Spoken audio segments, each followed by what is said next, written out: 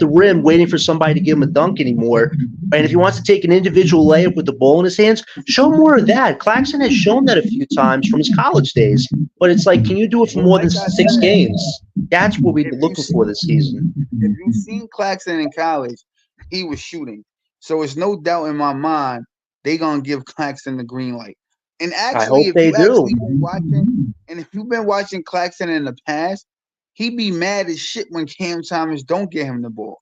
So it's no doubt in my mind Claxton is gonna go for his this year. All I'm saying is when he actually show you he can do more than what y'all actually think he could do, just give the credit. I will. Harlem, you know I give credit, man. I will give the credit. I just want to see it, though, too. When he do it, I don't want to hear, oh, this is just one season. Nah, just give the nigga credit, bro. Because, again, hey, yo, as a matter of fact, John, since you here, bro, I want to tell you this. It just popped into my mind, like, as me and you was talking. Remember how I always told you guys that in an NBA game, people have roles? And you have to play that role, and you can't go rogue on the role. And then y'all angle is always, yo, it don't matter if you have a role, you still da-da-da-da-da, right? If you could do it, you would do it, right? I'm going to give you a prime example. And if you don't believe me, you could watch the interview on your own. Patrick Beverley came out just yesterday, and you can look it up for your own, John. And he said exactly what the fuck I've been telling you, DJ and BK, verbatim. And this is out of an NBA player's mouth. They said, why did you want to go play in Israel? Now, mind you, let me tell you this first. Pat Beverley used to be in college. Pat Beverley used to be giving buckets. I don't know if you know that, John. He was the star of his team. And did you know that? Not too much about that. I know what he's done in the league. I just don't know what he did too much in college. So, Pat Beverley from the west side of Chicago, in high school or college, I forgot which one. He used to be the star of the team. He was dropping like 20 to 25 a game. Patrick Beverley, bro. The nigga that played defense, who stands in the corner, yeah, he used to be the star, John. He used to be the Cooper Flag that y'all think, da-da-da, like that was Pat Beverley. He's not Cooper Flag, man. Bro. I'm going to say it to you again. Cooper Flag, the nigga that y'all think is the generational talent, that was Pat Beverley in high school or college. I don't think Cooper's doing no cheap shots, though, like Pat Bev was, man. I'll tell you that much. I'm going to say it again, John, because you ain't comprehending. The nigga Cooper Flag that y'all like, that was Pat Beverley in high school. Hold on, listen. To give Beverley's credit for what he has done in the league, but he's not this guy that always stuck to his role either. He caused a lot of disturbances with holding cameras in his hand. Like, I think that's a bad example to compare to Cooper, man, honestly. You're not listening. Like, this is the thing. You're not listening. I'm going to say it to you again. Cooper Flag, the kid that was doing all of this in high school, Patrick Beverley was doing what Cooper Flag was doing in high school, John. I didn't say in the pros. You got to listen, bro. Listen before you speak. Patrick Beverley was doing what Cooper Flag and Ace Bailey was doing in high school. You don't know because you didn't follow him. I did.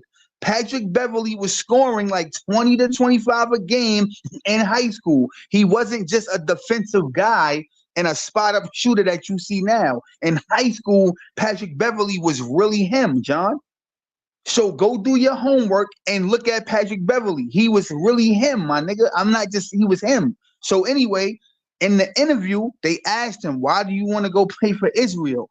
And he said, back when I was younger, people don't even know I can score the basketball. He said, but when you get to the NBA, your roles change. Like I always tell you guys, it's a role.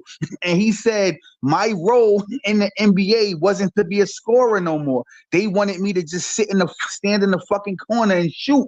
And he said, I got tired of just playing that role because I can really score the basketball. So now in Israel, I can get the ball and do step backs and play my game and really score the basketball. Go look at the interview, John. Yeah, but Harlem, how is that helpful though to somebody like Cooper, who is gonna have a lot of pressure coming into the league? And the thing is, they are gonna run the offense through Cooper some different times. He's not just gonna have his role change to being a secondary role or a role player like some people think he should be. You're No, because Harlem. Here's the thing, though. Here's the thing about Patrick, though, Harlem. Why do you think his role changed? Because he's a selfish dude. He wanted things that he wasn't going to get, and I can see now why his attitude got so bad towards the end of his career before he got left the league. Yo, John, did you get the whole point of what I was trying? Like, do you get the whole point of why? Yes. In college, Beverly was that guy. His role changed when he got to the NBA. But you put Cooper against Beverly. Who are they going to run the ball through, though, Harlem? You can't run the ball through a guy like Patrick Beverly on the court. Missing the whole point. Yo, bro, one thing that you and BK Hoops do, bro, that drives me nuts, you guys are not good comprehension guys.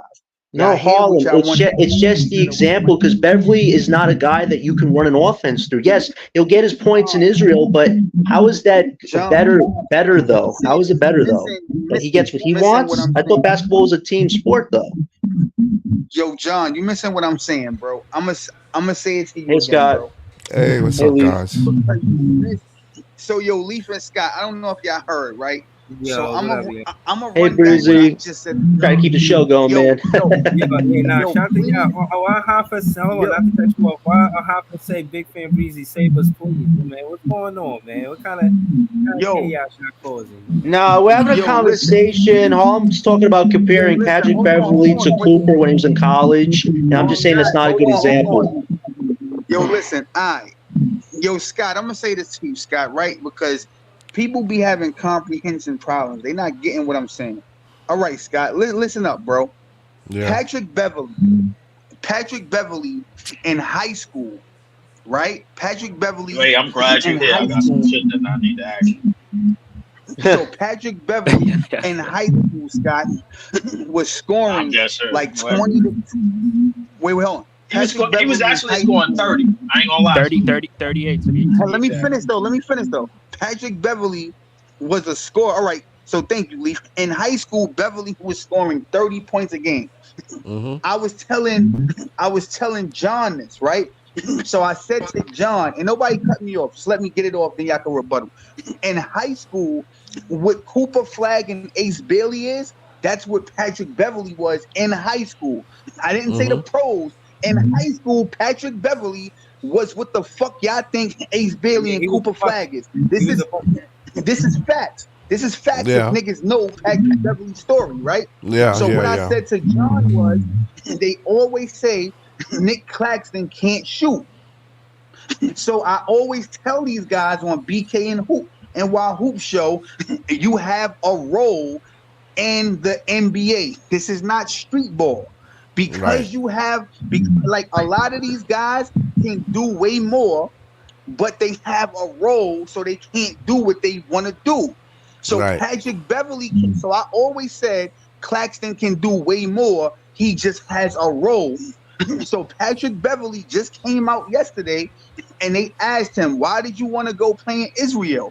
And he said out his own mouth, I want to play in Israel because I can actually score the ball and do a lot more. But in the NBA, you have to play a role. And the role they wanted me to play was to just stand in the corner. But don't you think Beverly was his own enemy, though?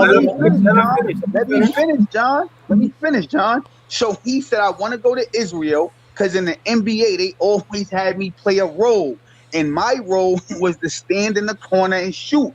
And I got tired of playing that role because I can actually score.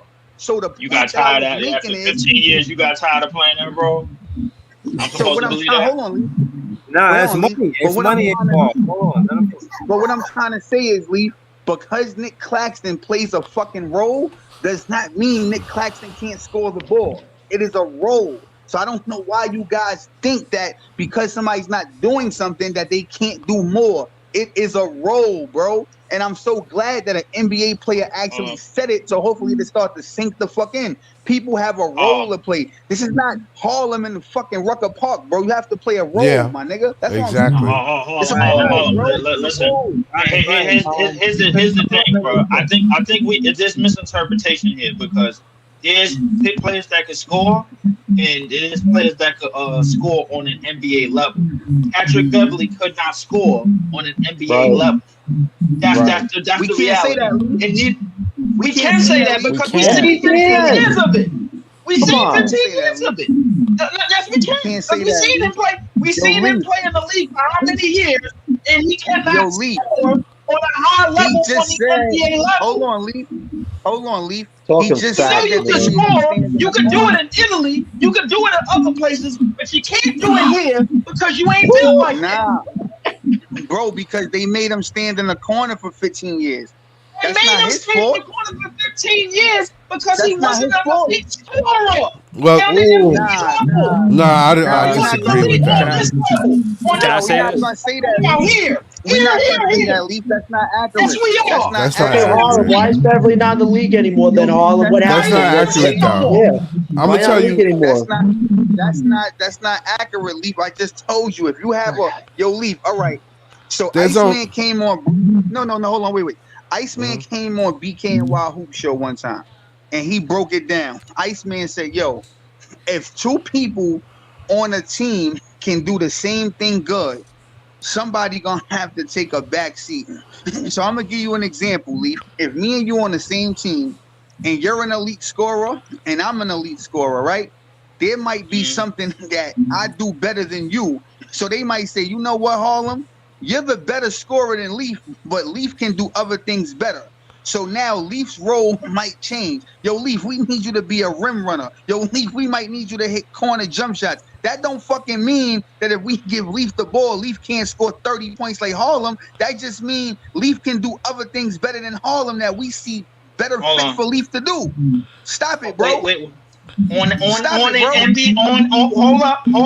On an NBA level. And by the way, I'm glad you mentioned that Patrick Bev was doing a lot of the shit that he was doing in high school. Because as I go back and I look at his draft, I see a lot of niggas, bro, that have a lot of good names for themselves in this draft, bro. And I see a whole lot of talent that's still in the league. He wasn't better than Blake. He wasn't better than James Harden. He wasn't better than Tyreke Evans. He wasn't better than Steph. He wasn't better than DeRozan. He wasn't better than Brandon Jennings. He wasn't better than Drew Holiday. Most of those names on that list have been stars and all-stars on their respective team at some point in the league, and still to this day, or still today retired. Patrick Beverly on an NBA level has never been that. Ever. Yo, Leaf, let me ask you a question, Leaf. So in all them 15 years, Leaf, right? When have they ever said, yo, Patrick Beverly, we gonna give you the ball and we gonna let you cook? When have they ever did that? Because hold on, before you rebuttal, Leaf, if you've seen in 15 years somebody give Patrick Beverly the ball and say we gonna let you cook, and you seen him epic fail, then you got the right to say what you say. I want to get in and say 6'9", something. Harlem. I gotta get in and say something. Yeah, but go ahead, Scott. Jump in. Yeah. You know the NBA is a show, right? Do anybody know that? Do you know? Okay. So listen. Let me finish. And I know where you're going with this, but go ahead, Scott. Because I know you know that. So when you say Patrick Beverly can't score, you know the league want LeBron to be the show. You know Steph is what the league want. You know that, right? You do know that. I understand that. But it's only, listen, let me tell you something. People come. No. There's a lot of people that can score. There's a lot of people. Can I get in real quick? How many of them are doing on the NBA level, Scott? No. There's a lot of people that can score. There's only one ball. There's only one ball. There's only one ball. They don't need 20 stars. You know that. Scott, let me get in real quick. How many players can score on a high elite level night in and night out? I mean, there's a lot of players there's a lot of people that deserve to be in the NBA. I have a question for Harlem. Can I say this real quick? A lot, Lee. There's a lot of good players, man. They ain't gonna never get a shot. Hey, let me say this. Then how come we still got less than 50 players in the league But it's a show. It's a show. It can't just be that. I understand that. It is. Hey, I know people don't want to believe that. hey, I understand that. I believe you. But the thing is, you're telling only part of the truth. The thing is, bro, is that Patrick Beverly, who was the second round 47 pick, 9 times out of 10, those players, and I can mention another second round pick that was able to score 25 a game for 3 straight years. He go by the name of Gilbert Arenas. So the thing is, if you want to tell me that Patrick Beverly was on the same level scoring wise as Gilbert Arenas, I dare you. Yo, bro, I dare you. Hey, let me say this. Yo, real quick. Breeze, don't applause, man. Yo, let me get in here real quick. Wait, Harlan, let me say this real quick. Bro, go ahead. Yeah, because you said that in 15 years, when did we ever see Patrick Beverly? When did we ever see somebody give him the ball and say, "Yo, cook"? He had that opportunity in 2019 when he played with SGA. SGA was a rookie at the time, right? That was the same season that they took the Golden State Warriors to 6 games, right? He wasn't good at scoring. That their best scorer was Lou Williams coming off the bench. Exactly. And Lou Williams was coming off the bench, giving them 30. Patrick Beverly couldn't do that. And Pat Bev was starting. Right. And Lou Williams is still on the bench. Yeah, Lou Williams is still on the bench. Lou Williams is still on the bench. Right. So if Lou Williams could be starting on another team. Hey, Harlem, And he's still on the bench. But he's great as a 6 man. That's the show. That's the show. Scott, the moral of the story is not everybody's good at the show. Williams being a better scorer than Patrick Beverly is not part of the show. He's a better scorer than Patrick Beverly because he's a better scorer. Wait, Harlem, I got a question for you, Harlem. Can Patrick Beverly do what Drew Holiday does on a team offensively and defensively? Can he be what Drew Holiday is for a contending team? Yes or no? No, bro. Thank you, Lee. Thank you. Yo, bro, these guys have roles. I'm gonna give you a prime example. Yeah, go ahead. Did you guys see Kristaps Porzingis on the Mavericks? Yes. Yeah, it wasn't that good. All right. So let me ask you a question, John. It's just a yes or no.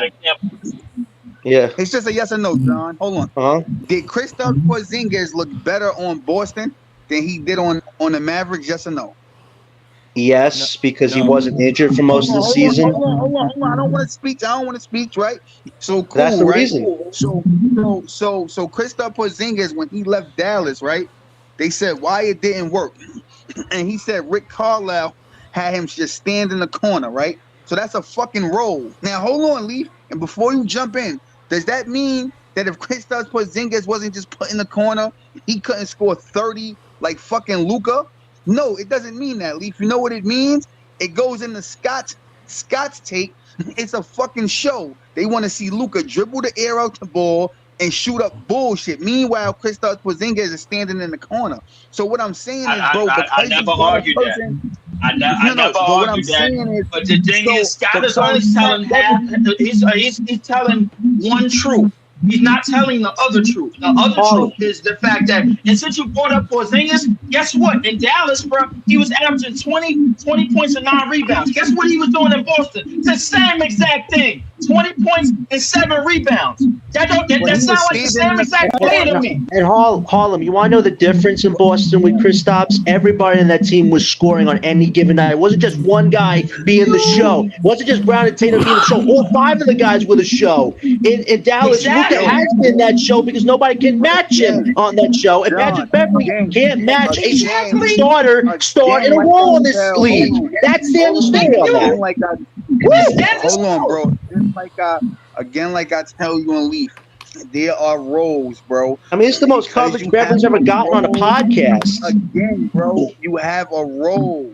Because you have a role, John, everybody's not gonna score 30. So when Leaf say he can't score, he can't be an elite scorer in the NBA. That's blasphemy.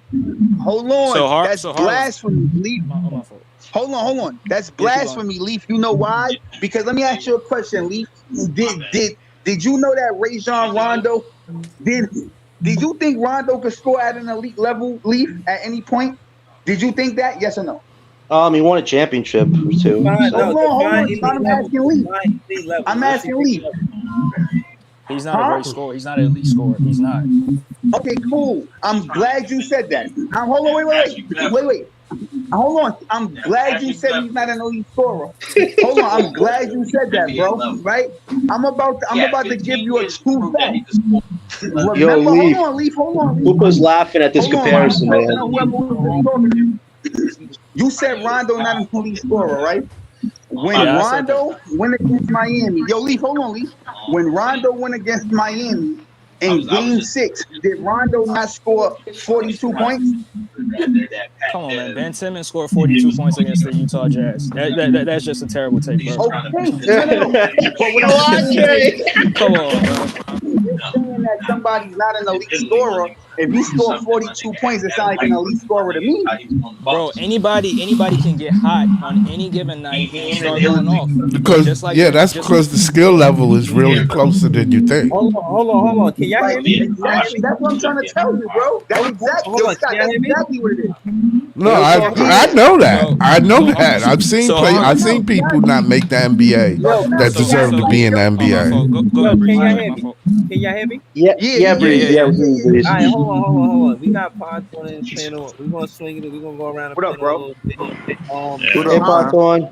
Hold on. Yeah, first Oren. He said Shane Larkin, just like Beverly, never got a shot at NBA in Europe. He's a two-time MVP. I kid you not. Now, again, I do agree that to an extent they want certain players to do certain things. They are roles. And we've seen countless examples. We've seen Mikal Bridges move to 26 something and then for 26 games, and then for 82 games you see that drop. So to the question, Just talking. Right? Good. The elite level. It's consistency. How many games can you do that? How long a time can you? And on an 82 game scale, bro, we all know that Pat Beverly is not that guy when it comes to scoring. Exactly. Right. That was my next point. We can't say that. I don't know. Somebody got a TV in the background. On an NBA scale, in the NBA, bro, we know that he can't do that.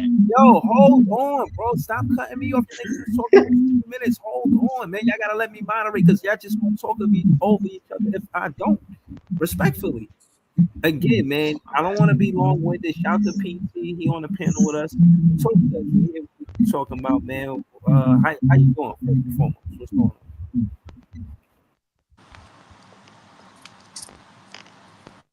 All right, PT not there.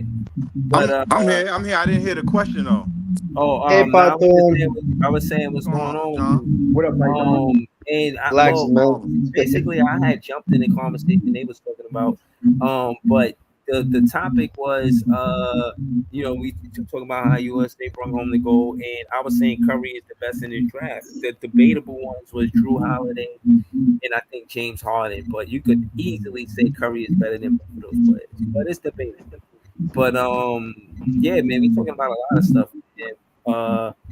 I mean, I popped up because of the I couldn't believe that we were that y'all spent like a 45 minutes on Patrick Beverly. I couldn't believe that neither, bro. But Harlem is trying to convince me, trying to get us all behind the gate. Can I bring? Hold on, bro. We shut that stuff down, man. In the words of my boy Easy, y'all niggas ain't about to crash the whip. Let me bring context to this. Oh, man. Here's how it started. On BKNY Hoop Show, they always say Nick Claxton can't shoot, right? So what I said was people have roles. Because you don't see a person shoot, that might not be the role that the team want him to play. Doesn't mean he can't shoot. So I said, your talent picks your role, though. Hold on, let me finish, bro. Exactly, let me finish. Exactly. But you just talked about this for 45 minutes. No, but I'm bringing context to you. I'm bringing context to you. Harlan, can I ask you a question? Yeah. Now, hold on. Yeah, hold on. Yeah, PT. Listen, some of that what PT is saying is right. Now, yeah, Harlan, you gotta bring context, but get to it. Yeah, like yo, listen. Hold on. Let me say this. All of y'all got great content.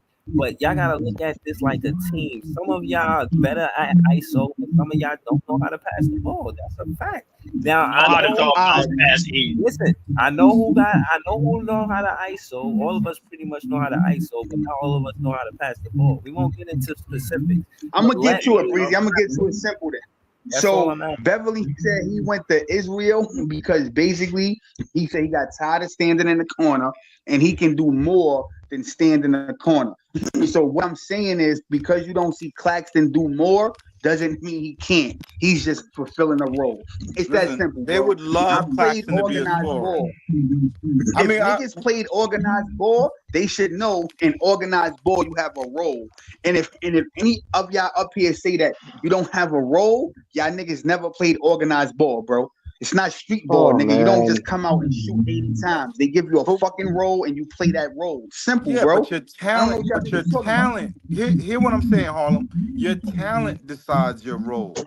If you 6'2", 190, you can't play the 5. Your talent and your physical ability decides what your role is. What Patrick Beverly can do and what got him into the NBA and gave him a career was defend. He had the athletic Because ability. that's what the role, because that's what No, they wanted him to Hold on. do. It does not Hold mean that he on. is Oh, PT, hold on. Let me say this. Orange speaking on the comments. He said Harlem is making facts. Pat Bev left for the bigger role, chance to be the guy again. Now, let me say this again. This is a true story. Dejounte Murray reached out to Kawhi Leonard to ask how he could get more playing time with Coach Pop. Kawhi Leonard told Murray play yeah, so the to play offense, defense. right? So I'm saying that to say he had to play that defensive role as a priority before he could get to that offensive side of the game, because that's where the money at in the But NBA. but Breezy, he's 28. He was 28-8. That's not even close in comparison. DeJounte is ill. Like No, I'm DeJounte saying he had almost the. averaged a triple double. I'm saying before he got the opportunity to get to be the guy on the offensive side of the ball, he had to play that defensive role first. That's what I'm No, saying. but the year that he got, I think he either made an All NBA defense or he was second in defensive player of the year voting. Like he was that year that he did that was the year that he got paid, and he was almost 20. He was Oh shit, you almost left me. averaging a triple double. Like his defense was ill. Don't get me wrong, Still bugging on. but he could score, and it was obvious he could score. And his stats say he could score. You know what I'm saying? He's not a good Can I ask you example a for question, Patrick Python, Beverly. yo? Yo, one question for you, Python. So Hold on, man. Don't call that man Python, man. His name is Pod Thorn. Or we call him Pete. Python. Yeah, man. Oh, Python. Hold on. Just call him PT, bro. Yeah, PT, Yeah, please, PT. man. All right, Please. but all right. Hold on. So yo, let me ask you a No, we question. gotta hold on, Harlem. We gotta skip you real quick for that, man. Shout out to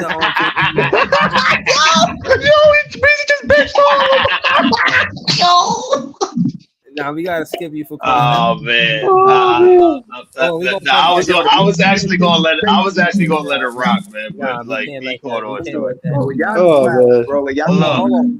Hold on, Andre. Hold on, Beverly ain't that guy, dude. John, hold on, John. We gonna That's just your opinion, bro. We gonna go to. No, hold it's on. truth. He left the league. Yo, can y'all niggas stop That's your arguing and let me moderate? Apologies, Breezy. Moderate Breezy. Let Breezy do his thing. Go ahead, Andre 76. What was you gonna say? Yeah, I agree with what PT said. Your talent and your abilities kind of like determine what your role is going to be. I mean, look at Luka Doncic, for example. He's an elite scorer, elite playmaker. So his role is to play make and also score the basketball. They cannot give him a role to be a defender. We all know he's a terrible defender. We saw it in the finals. We saw it throughout the regular season. If he's given a role as a defender, he probably wouldn't be in the NBA. His role is to score and be a playmaker. So your talent and your abilities determine what your role is going to be. That's not necessarily true, bro. That's not a fact, bro. Big fact. You know why? So Luka Doncic know could be why an that's not a elite fact? defender. That's what you're saying? No, what I'm trying to say is more than one person can do the same thing, right? So I agree with you. Luka is a phenomenal scorer, a phenomenal playmaker. But does that mean that everybody else on Dallas can't score and be a playmaker? So that's the context of what I'm trying to say is because one person does something really, really well does not mean everybody else on the team can't do that same shit really, really well. Well, hold on. That's all I'm saying. But bro, there's levels to it. Hold on. Let's be specific. That's all I'm saying, bro, and that's a fact. Listen. Hold on. They had Tim Hardaway Jr. He wasn't doing that. Spencer, we see the best he could do, and it was next to Luka, or when he was with us that first stint. Case in point is they really didn't have no other shot creator outside of Kyrie. Bro, you just named two particular players, bro. That makes no sense. I'm just saying that just because one person does something at an elite level, bro, that was on his team that was specifically supposed to be shot creators outside of him. Kyrie no, right? But no. But again, you just named two players. I'm just saying because somebody does something really, really well, just in general, doesn't mean that somebody else on the team can't do the same shit. That's all I'm saying, bro. People have That's roles. exactly what it means in the NBA. It doesn't, bro, because you see somebody that's a spot-up shooter in the corner, bro, doesn't mean if you gave him the ball and said score 30, a nigga can't score 30. Yo, Leaf, I could tell you don't really watch basketball, bro. Did you watch Kawan? Oh, man. Hold on, Why John. are you doing it, bro? This Why you Patrick doing Beverly this? stuff is nonsense, man. Come on. No, Why are you doing this? Hold on, Leaf. Yo, Leaf, did you watch Kevon Looney in high school, Leaf? Hmm. No, I didn't watch Kevon Looney in high school. I watched him in the NBA. Okay, cool, right? So I encourage you to go watch his highlights, right? Because it's too late to actually watch the physical games. If you seen Kevon Looney in high school, bro, he would have been an NBA star, bro. The kid got hurt, and then his role had to change to being what you see now. So what niggas think Kevon Looney is now is because his talent changed. His talent changed. His ability changed because he got injured, bro. His talent changed because he got injured. Hey, but Because he got injured. But here's the thing: when you come into a team that got Steph Curry on it, bro, like guess what? Now you got to do something else because this nigga can clearly. My nigga, he was better than Steph Curry. He was better than Steph Curry, bro. Like Breezy said, somebody get me up out of this. Somebody get me up out of here, bro. Somebody get me up out of here. I'll let you. Somebody get me up out of here now. Somebody get me up out of here. Somebody get me out. You niggas can say no. Y'all can all say no. Somebody get me out of here, bro. None of y'all seen Kevon Looney in high school, so y'all all Because talk. Is Kevon Looney winning a gold medal? I don't think you can do it in the league. Because you did it in high school. You don't think you can do it in the league. You know that. Hey, yo, Leaf. Hold on, Leaf. Hold on. Why are you trying to sell me that because he did something in high school, he could do it in the league? He can't. Hold on. Yo, Leaf, the nigga got injured, bro. Take it easy, Harlem. He got injured, bro. What you mean, take it easy, bro? Like, I'm cooking these niggas. They don't even know what they talking about, bro. What are you cooking, Harlem? You made Patrick Beverly the most covered guy in the podcast. Harlem, you burned the kitchen down twice, and I sat here and allowed it. Bro, what like, listen, bro. Just because we kept telling you, hold on. Because you can't, just because you can do something good in high school, don't give you to go in the league.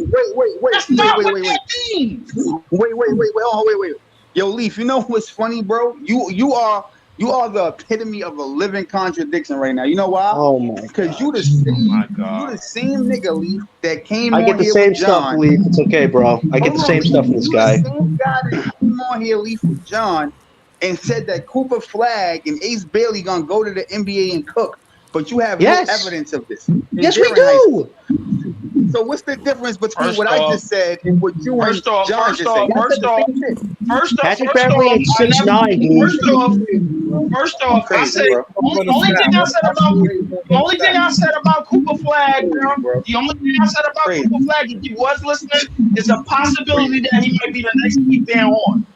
It's a possibility, bro. So the thing is, bro, we don't know. We don't know. The thing is, bro, we do know that Kevon Looney came to the league and became a great rebounder. Why? Because he probably wasn't a better scorer than that. Come on, man. That's It ain't crazy. no come on, bro. This is all facts. This is there. What are Well, you arguing? Well, the let's thing not with try- let's the not thing try- with let's not Cooper try- Flag, no, you know, the thing that Cooper Flag and Ace Bailey and them have that the NBA want is, first of all, you have to have the skill level before you Marketability. even, and the skill Right. level before you get in the NBA that they see. Then they got to see if you can be marketed. If you can be marketed, and can you come in the league and they can sell you, they will. He'll be a star. If not, So he'll go to somebody else. If he don't be able to do it, like you said, and I do agree with what you said, most of the panels say, you have to do it over a time period. Right. Like there's an amount of games. Some players play good in 30 games. And then, you kind of fall off. It's hard in the NBA to run up and down that court in 70 games. Yeah. It's different in college. It's different in college. It's different in high school. It's a different market. Right. So Scott, you remember? I hold on to you. Go ahead. Go ahead, bro. Y'all need to mute up because there's mad feedback, yo. Yeah, there's a Y'all lot of talking, feedback. mute up. Yeah. That's somebody. Breeze, bro. Yeah, that's your speaker, bro. That's not my speaker, bro. Nah, that's Harlan. That's Harlan. And I heard the same thing. when Yeah, this I other had come from Harlem. Speak Harlem, drop off, come back, Harlem. Or just go on mute when you're not talking. Even better. Just go on mute. You ain't got to. How y'all niggas always blaming me, bro? Y'all niggas No, because crazy, there's bro. static on your microphone, We can hear Harlem. There's static We on can hear it. your speaker in the background. Because you're not talking and it's blinking. No, there's static going on. There you go. Yeah. That's I agree with what y'all saying, that there's a talent level. I do agree with that. There's some people that have talent, and over amount of period of time, when you're a rookie, they see if you can do it the whole time you out there. They need it's like a job. It's literally a job. No, that's a fact. Hold on. And also, It's literally a job. hold on. And also, Right about that. I feel like it's the amount of games too. Like high school Right. don't play the same amount. Right. Of That's what I was saying. They have to see college that. Don't play the same amount of games as No, 82 they don't. season. Again, So when what you see Ace Bailey do and Cooper Flag do at this little level that they playing at, when they get to the pros, all that gonna be different. So don't sit there and tell me they're gonna be a superstar when they get in the NBA. They Got the call potential, it Scott. rookie wall. You can't tell me Have that. y'all Not heard unless that? the league want them to be. They Hold do. on. Listen. Also, You got to make sure. Hold on, I listened in the interview with Ace Bailey and Dylan Harper yesterday, and basically they was talking about the difference between high school and college is the lifting, the weightlifting. Like Right. you lift like grown men lift in college, but in high school they may not go as heavy with the lifting. And they Right. talking about lifting by doing it now. So that means getting ready for the season, they already lifting in August. The season don't start until whenever, October, September, or whenever it starts. But they actually doing the lifting now. And he did made it. He explained there's a difference from lifting from high school to college. So yeah, there is levels to this. And just because you're great in high school, don't mean you're gonna be great in the pros. That's true too. Facts. That is true. That is true. That's why when I look at Ace Bailey and when people say, "Oh, they're gonna be superstars," you really can't say that. I mean, you really can't say that now, not unless you know something that the commissioner and them are talking about. But Scott, I mean, then that's different. Scott, I'm gonna ask you this, bro. What's more of a sure thing? A 6'10" dude with crazy wingspan, or a 6'2" kid from Chicago? It depends. I mean, because he's got the height. Yeah, he got the height. Thank you. Okay, then He got the height. So he gonna come in scoring. There's probably a reason why we're saying that somebody that's drawing comparisons to T-Mac, PG, and Kevin Durant, that we're saying that he's gonna be something in the league, bro, other than somebody that's 6'2" and dark skinned from Chicago. It's probably a reason for that, right? Yeah. Excuse my language, Andre, bro. I got something to ask you in a second, but there's probably a reason why we're saying this. Yeah. right? Yeah, because the player has to put in the work. You know, you got to earn that spot. You got to earn that superstar thing. You know what I'm saying? You gonna earn that. If you don't put all the work in, These then niggas ain't even frozen. Y'all, yo, these niggas, bro, cut Yo, it out. hold on. When Like, you y'all- when you hold on, mischaracterize the Because player, this now this you're all not go talking back to about Nick what's good Claxton, bro. about the And I'm player. not. And the thing is You about know, Nick Claxton, Claxton. Claxton from 5 feet I in wanna, is one of the best scoring centers or best scorers inside of the paint in the league. The year facts. before But I last, he led the league in field goal percentage. Last year he was ninth. Averaging But 12 fucking points. last but year, again, it shows that he right? could But finish around the rim. He's good for the pick and roll. Like right, you that don't It can, have to it shows that imagine. he could grab a lob, nigga. That's what it shows. Yeah, but but yeah, like he a that's what he position, but can do. that's the He's a role he lob do play. dunk Everybody center. not in beat at the center. Like that shit corny Exactly. that y'all Not compare him to everybody gonna be Embiid Jokic. because we do this. Hey, Yeah, Breezy, man, Notice, hey, Breezy, he get the notice, name of can't the notice. I Embiid. didn't mention no names.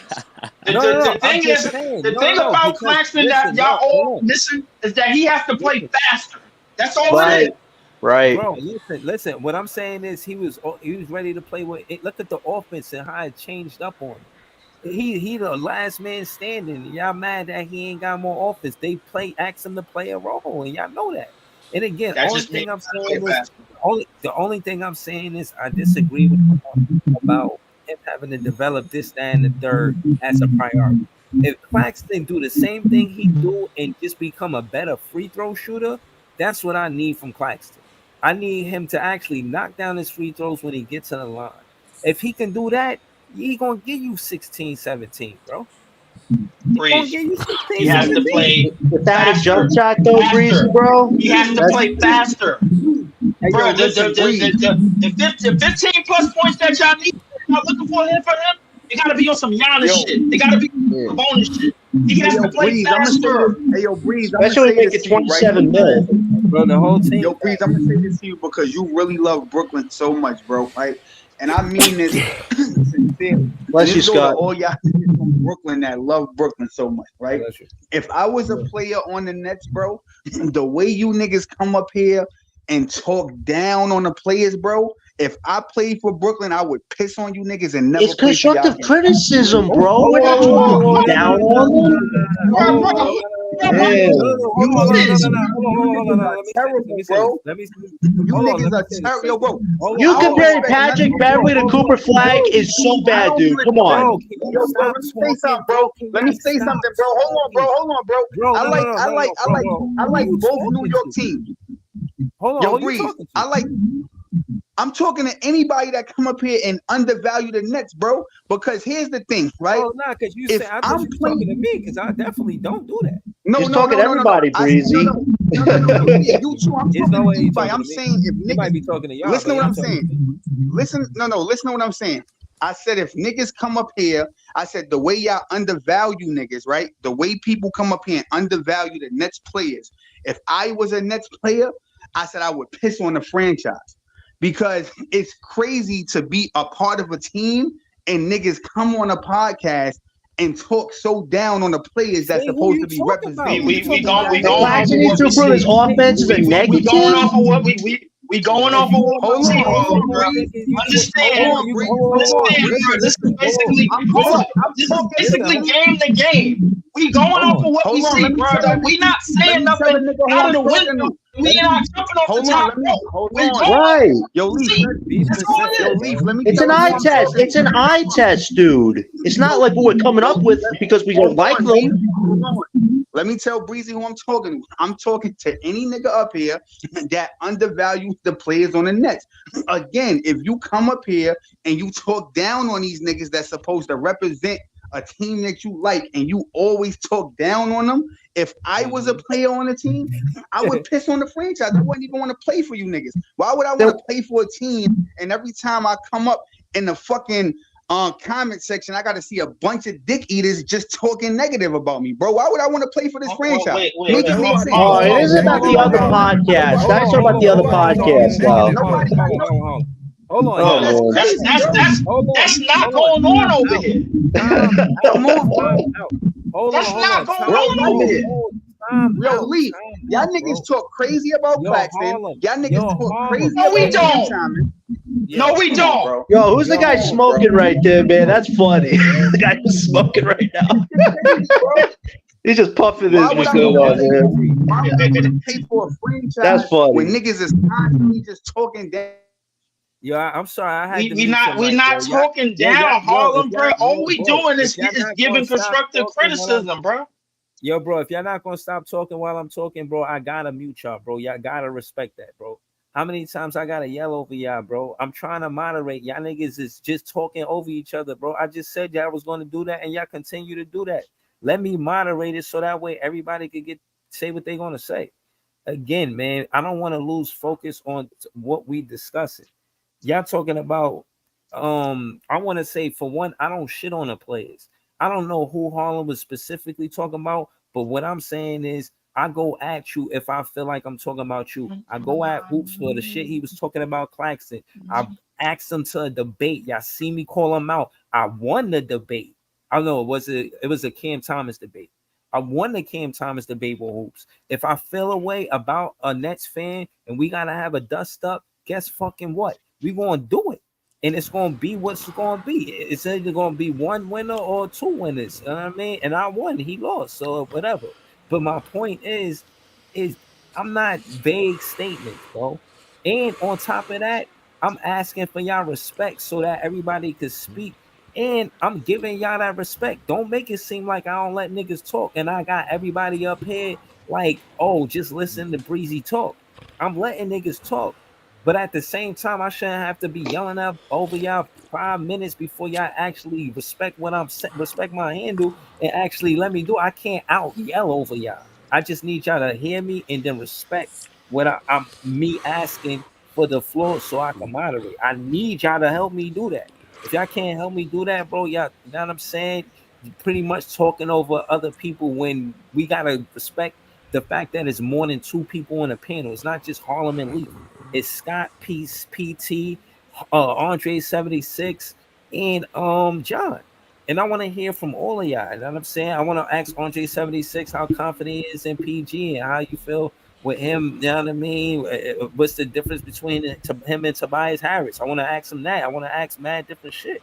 Like, y'all niggas talking about Patrick Beverly. I respect it, but how long we going to talk about it? I want to resolve. I'm not necessarily resolve it, but I want to get to where we going. Say what you say to get where you going, and then let's continue, bro. We don't have to argue and debate every fucking semantic. Like, get to where you going. So hold on, just to move the conversation forward. Andre 76. What again? How much better do you think Paul George makes your team without Tobias Harris? Like the same team, just Paul George did, not Tobias Harris. Oh yeah, I mean PG's a way better offensive player. I don't think anybody's going to argue that. Way better offensively, way better defensively, way better shot maker than Tobias. And there's one thing that he does better that Tobias can't do, and that's be a catch and shoot player. You know, I think he shot like 45% on catch and shoot threes. And, you know, playing with somebody like Embiid, you know, you're going to get a lot of catch and shoot opportunities. So that's something that he thrives at, and that's something that Tobias couldn't do. And, you know, I know for a fact PG not going to give us 0 points in a game 6. He definitely going to put something up on the board. So, I mean, on paper is way different from, you know, what happens on the floor. So we got to see how they look like on the floor. Then we got to judge. But I mean, I think we definitely have a shot. Now, I'm not going to put us over Boston because, you know, they're the defending champs. So we got to give them their props. But I think we right there. Yo, hold up, my bad. I was gonna say, did you hear what Evan Turner had to say about PG at all? Dre? He's a bust. I don't want to hear his name, bro. Second overall. Is he really?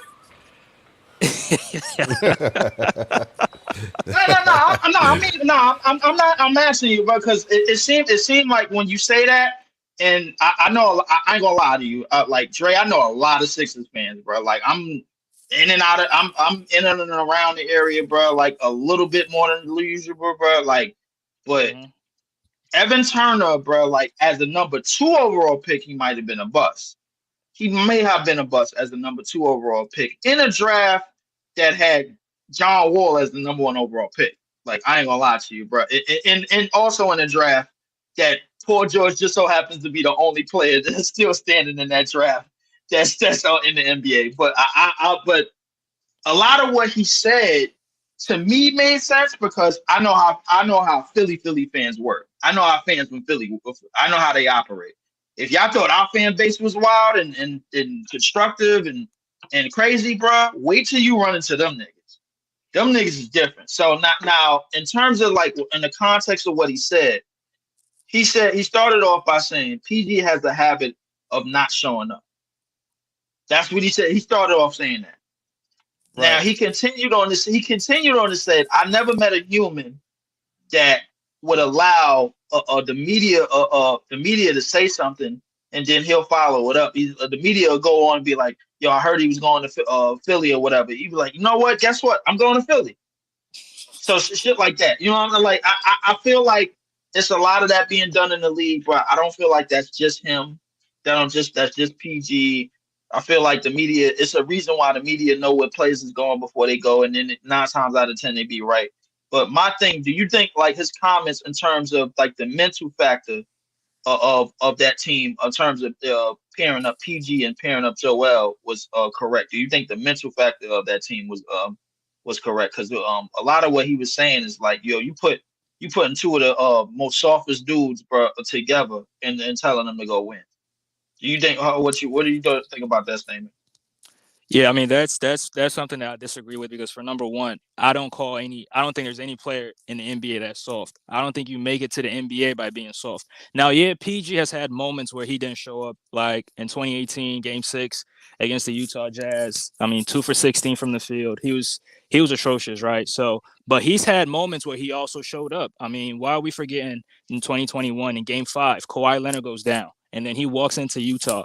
37 points, 16 rebounds, leads the Clippers to their first and only conference finals appearance in franchise history. He did that, right? So I'm not going to look at his moments where he came up short. I'm going to take, both instances, and then I'm going to put him in the third option role, right? And with Embiid being the first option, Maxey being the second option, I think Maxey's next up. Maxey could be the best player on any given night. I mean, I don't agree with what he's saying, but again, I know Evan Turner don't really like the Sixers. I mean, we drafted him. He was a bust. We was on his helmet. We was on his helmet throughout his time with the Sixers, and he don't like us for whatever reason. So I think he's a Celtics fan. He likes the Celtics, so he's gonna rock with the Celtics.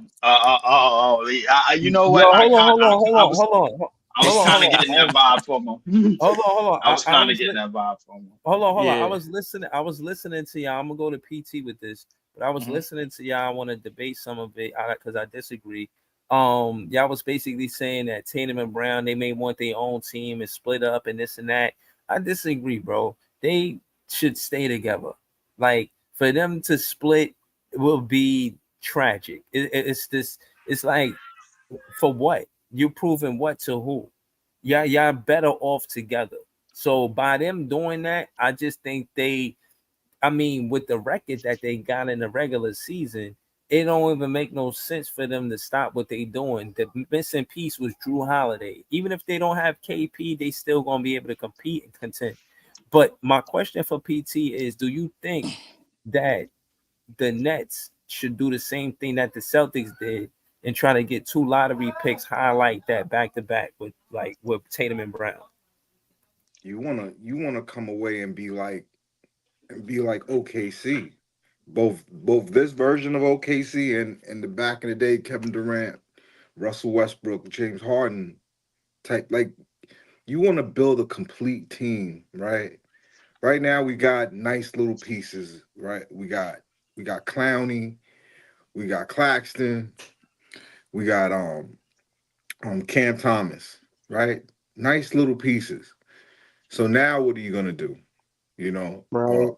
If you could add a superstar plus one, because they have 3 more shots at it to get another like blue chip player. Maybe not in the top 5, but you have 3 picks after that in a deep draft.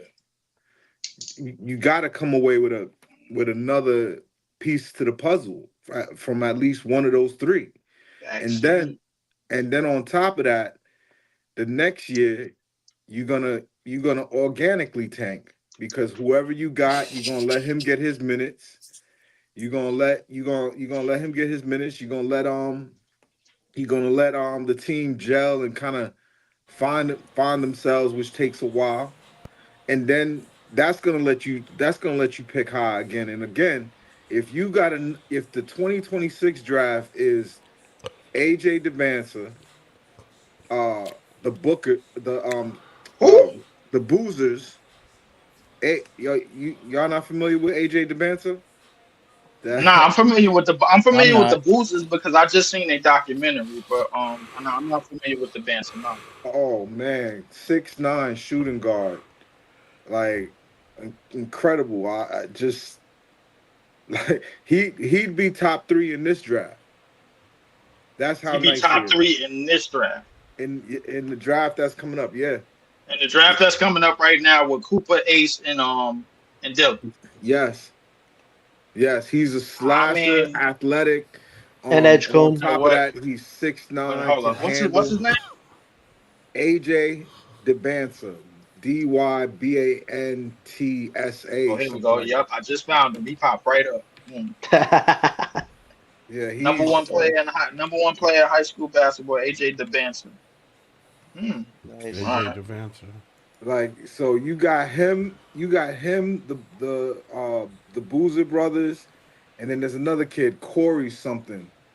Like, he's a beast too. He keep winning AAU tournaments, and and that's why Cooper and Ace and all of them were in the tournaments with him. So you got to come away. You have to come away from this experience, the 2025 and 2026, with at least 2 one blue chip superstars. One top blue chip. It got to be 2. It got to be 2 because of what you traded. Like, it's not. This is not Mikal. This is what we traded for KD. You lose KD, you got to bring KD plus back, and it's not only going to be just that. Like, they have the cap room. If they hold on to the cap room, wait till 2026. That's when things could get interesting.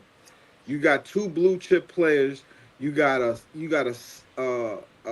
freakish scorer, and then you got this nice front court that's blocking every shot in sight, and one of them could shoot from 3.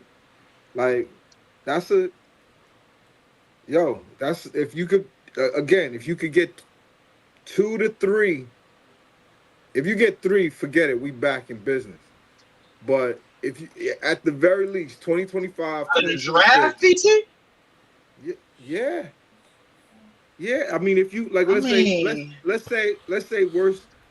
get the 4th pick or some shit like that, right? And we get VJ Edgecombe, and I'm trying to remember the kid from South Sudan. Common Malouk? Yes. 7'4", 17 years old, was playing against men and beating teams in the Olympics. So, like, that kid's a stud too. He's going to Duke this year. He's going to be playing 250 pounds. The big dude. He's a big boy. Wait, 7'4". What he like $150? 250. Yeah, 250, man. Oh, okay. Mac trucking, So, man. I mean, so he like what? He on some like Giannis type? What's his game like? I mean, yeah. So it's good that you brought up Giannis, because people are asking me like, what at his peak, what is Cooper Flag's game? I mean, he's a better shooter than Giannis already, so he could become a good NBA level shooter. But AK-47 with better offense. Right, like he goes to the bucket and he's unstoppable going to the bucket. Like that's what his game is. He's not like Ace Bailey. Ace Bailey is like has a bag of tricks, and then on top of it, he has the nerve to be able to do incredible dunks. He'll be in the dunk contest at his height. Look at the Rutgers Twitter, Rutgers basketball Twitter account. Look at some of the stuff Oh that yeah. he's doing. Oh yeah. He's crazy. But so if you could, it would be hard to come away with Ace Bailey, and then the next year you get AJ. But if you get Ace Bailey, and the next year you get one of the boozers, you in play. Mm-hmm. Because now you're gonna go into free agency and get whatever else you need. Yeah. And you got trade capital too. Like You got if space. Right. you got Trade capital we got. you got trade capital. What trade capital we got? Yo, 14 picks at that point. You'd have 14 picks at What that trade point. capital? I need to know what trade capital we got. Well, we got trade trade capital capital. now. They had after We got- 25 we and have- 26, we still have 13 first round picks. Yeah. 14. Yeah. 14 Right. Trade now. picks. Yeah, about 14. Okay. So hold on. Let me get this straight. So this is the plan. So we supposed to hit on the next 3 picks and then trade the rest. Not just hit on 3 picks. Hit on 3 high picks. 3 picks that's in the top 3 of the draft.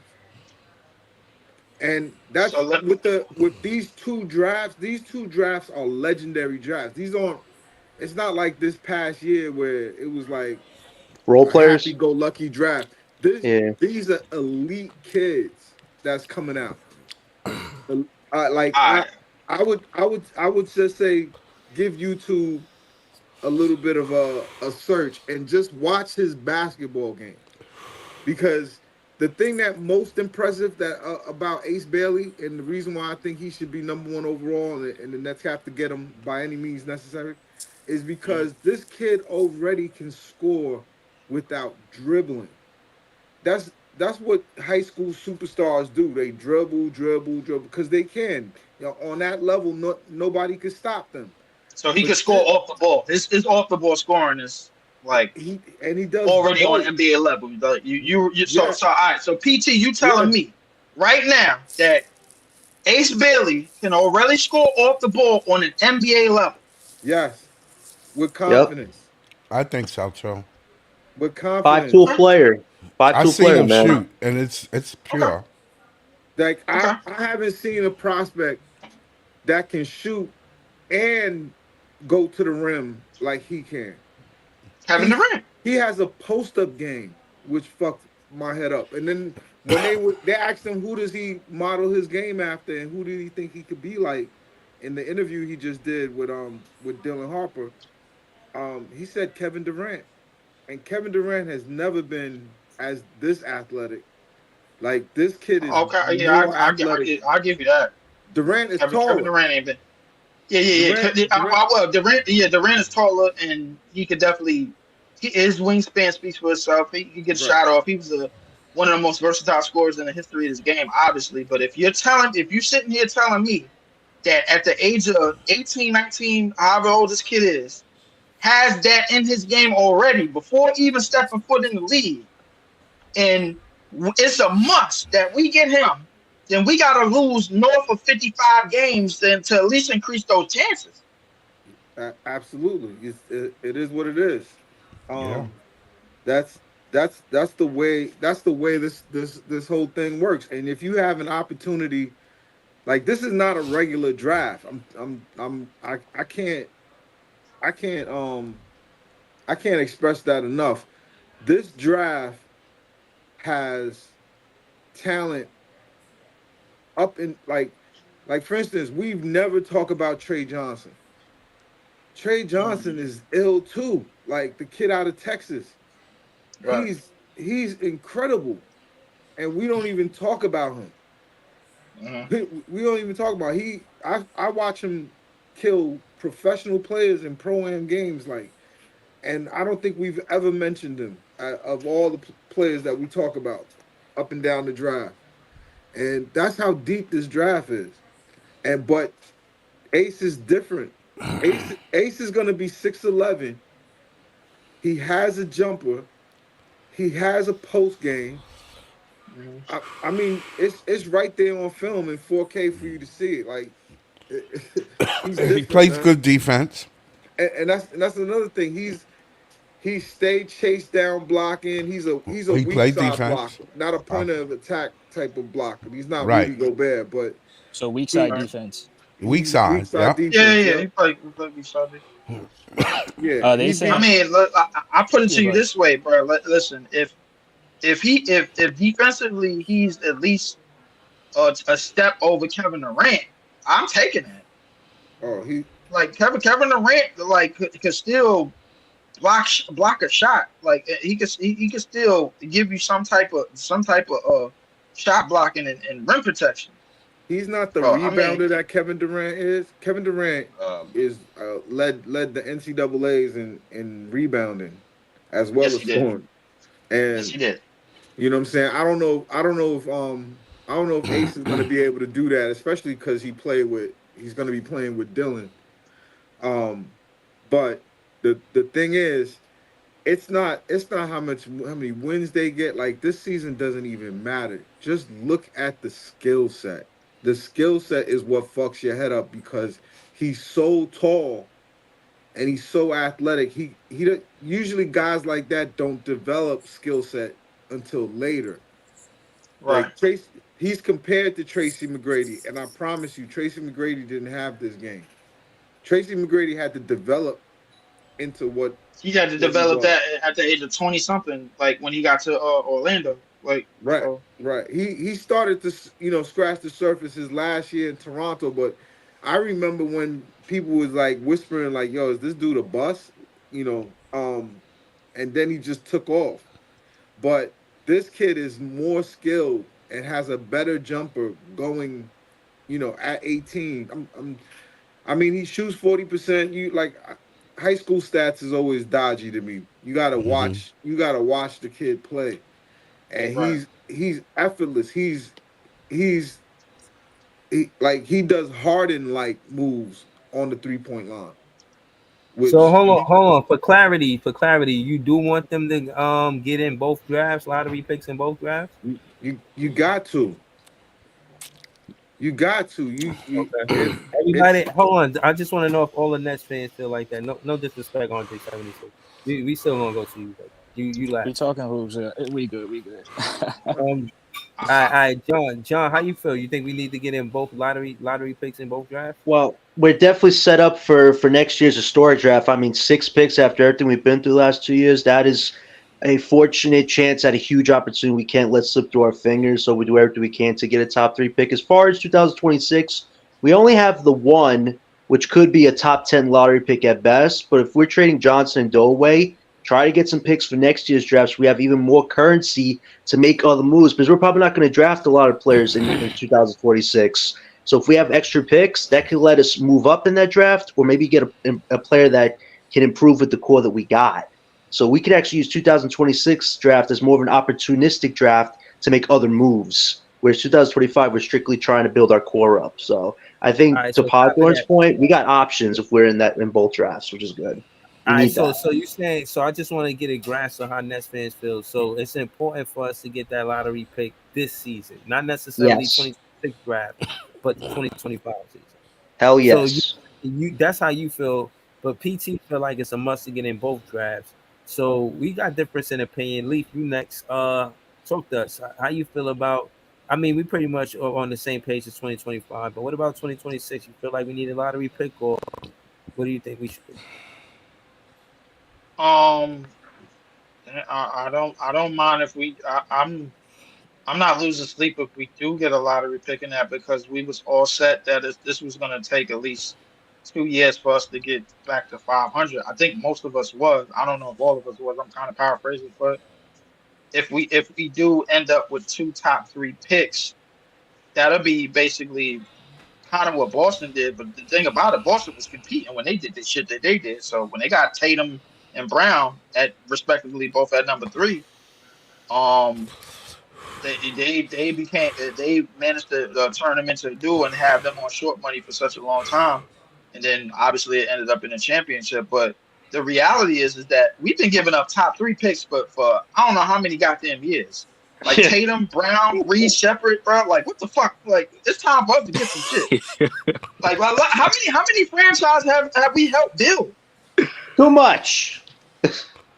Like it's time for like and how many drafts is gonna be held in Brooklyn and we don't get to and nobody in that building get to see us draft shit. Yeah. It's time. It's time, bro. Facts. It's been past time. Yeah, when the last time? We paid hella more taxes than the Philadelphia 76ers who tanked their way to getting goddamn Joel Embiid. So my thing is, bro, it's way past time for us to get some shit. Yo, I want 3 or 4 picks. Fuck that. Wait, when the last time Brooklyn had a first overall pick? 2010, I think it was, right? 2000. Yeah, but I think we had the 3rd pick too in the 2010 draft. I think for somebody, I forgot his name. Favors? Yeah, that was the last pick we had in the lottery. Now I'm talking about first overall pick. So. Okay. Nah, that's 2025 years ago. Yeah, it's been a minute. Yeah, it has been a minute. Meanwhile, y'all had back-to-back first round picks in 1 and 2 drafts, and those drafts went Sixers, Lakers, Celtics, in both of those drafts. That Jason Tatum and Jaylen Brown was picking. I believe the NBA wants Ace Bailey in Brooklyn. I think so too. He's a Jersey boy. So he fits. He's in the local area. Yeah, that'll fit. Not to cut y'all off, but I'm told that Dylan Harper has the highest IQ. How true is that? He's the only point guard prospect in that draft that has a high level of IQ as a point guard. So yeah, he's got a case there. No, does he have the highest IQ out of everybody in the draft? Yeah. At the one. He's a true point guard. When I see them, I mean, they're exhibition games like McDonald's All-Americans, the Jordan Brand joint. I watched every single one of them from beginning to end. And when they're like in those like not tournaments, like all-star type games, he's been the most impressive. He scores the most. He dominates those games. But I also think he's the most developed at his position. So he's always being guarded by someone 5'11", 6'2". He's 6'6". He's a legit 6'6", not a fake Spencer Dinwiddie's 6'6". He's 6'6" with shoes off. Not the face of Spencer Dinwiddie. I'm mad that had to get thrown up in there. Yo, he's like that, yo. So Dylan has the highest IQ. You could tell his father was a pro. You could tell his brother was a pro. The thing I don't like about Dylan, and the reason why everyone's not saying Dylan is the number 1 overall pick is because he's not super athletic. He gets wherever he wants to go, but he's not jump out the gym, phenomenally athletic. If he was 6'9", he could be of that speed without critique, but that's the challenge. But like I said, when they all play each other, he looks easily, and he's a leader. That's another thing. He's vocal, he's a leader, he's assertive, he talks his shit. Yeah. Nah, he'd be awesome still. Like if we ended up with him again, like you've rebuilt the team if you end up with Dylan Harper and then you get another player out of the 3 draft picks that you have. If you could come out the draft with two guaranteed top 3 picks out of each draft. That would be something else, man. You basically the rebuild is like somewhat complete, and then we could go on and start, building the team in the little pieces here and there. That's basically what you're saying. Yeah. And you have all the cap space. Y'all niggas crazy. Whoa, easy. What's going on, bro? Hold on, wait, hold on, wait, time out. I got a lot of background noise. My fault for that. I got a lot of background shit going on right now, but y'all niggas crazy.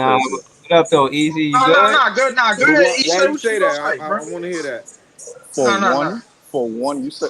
So, all right, let me get this straight. So I gotta ask a question. Are you saying we're gonna pull from the top 10 2 times? Is that what you're saying? No. He's saying that the plan is to pull from the top 3 twice. What? 2 times, but in 2025 and 2026. 26, yeah. That's the plan. So let me ask this question. 3 twice. Let me ask this question. What if you draft a nigga and it takes 5 years for the nigga to develop? What then? And when he does develop, he still has to go through the trials and tribulation of a league. Yeah, it's a possibility. We see the formula. The formula is OKC. You Stop get using you OKC get for God's sake. why? Bro. That's because they that's came from Seattle and they came with a superstar, bro. No, I'm not even talking about. Listen, they still had the organization still had to draft him. You draft the opportunity you have based on the players that are available. You have an opportunity just that is in your control.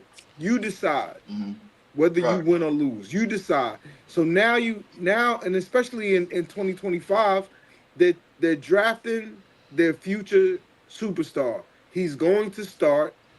He's going to make mistakes, and they're going to lose a lot of games because they're going to be young.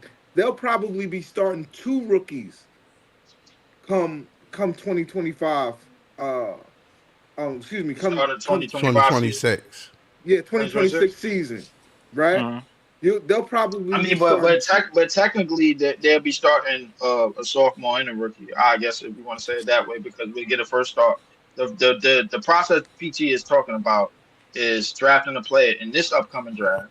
That's number 1. He's going to go through his rookie and then drafting another player, and he's just going to make that player a rookie. So we're going to have a sophomore and a rookie. Basically, kind of how I'm talking about that. I'm talking about the in between year. The year that the 2025-2026, that year you're going to be led by a rookie. You're going to be led by a 19-year-old. And all of the bumps, all of the bruises, all of the, you're going to let that happen because guess what? If you could come away from next year's draft, right? You don't need the number 1 overall back to back. But if you could come away from next year's draft with one of the Boozer kids, of course, AJ DeBanza, and there's this other kid, man. His first name is Corey, I believe. He's a center. He reminds me of. He has some DeMarcus Cousins in him, but he's a much better shooter. So PT, I'm gonna ask you this: how important is a lot of these? When you mention a lot of these draft picks and these future kids, when we talk about Ace, who you said that it's a must that we draft him. And then you talked about the other kids on 2026 draft. How important is their demeanor to having to deal with the tri-state area? I think they're perfect for it because these are 2-parent home solid kids in the top of the draft too. Like it's like no disrespect.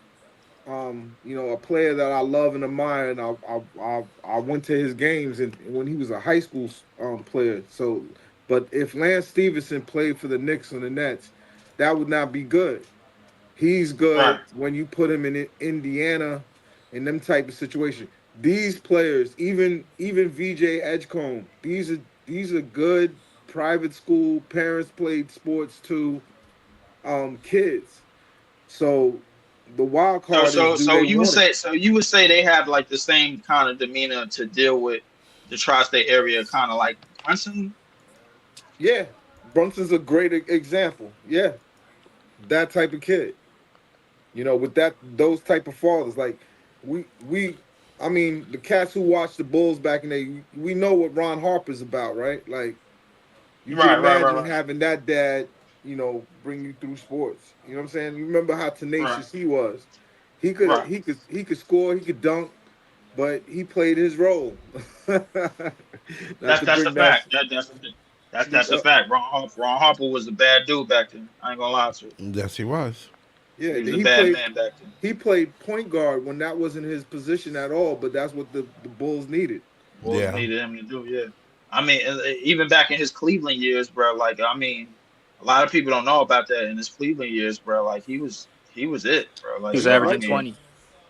He was averaging a respectable 20, and then in the LA and the Clipper years before his leg went out, he was still giving money. So I mean, definitely for sure. And I think that what we definitely going to see, a plight of NBA born kids coming into the league. It is what it is.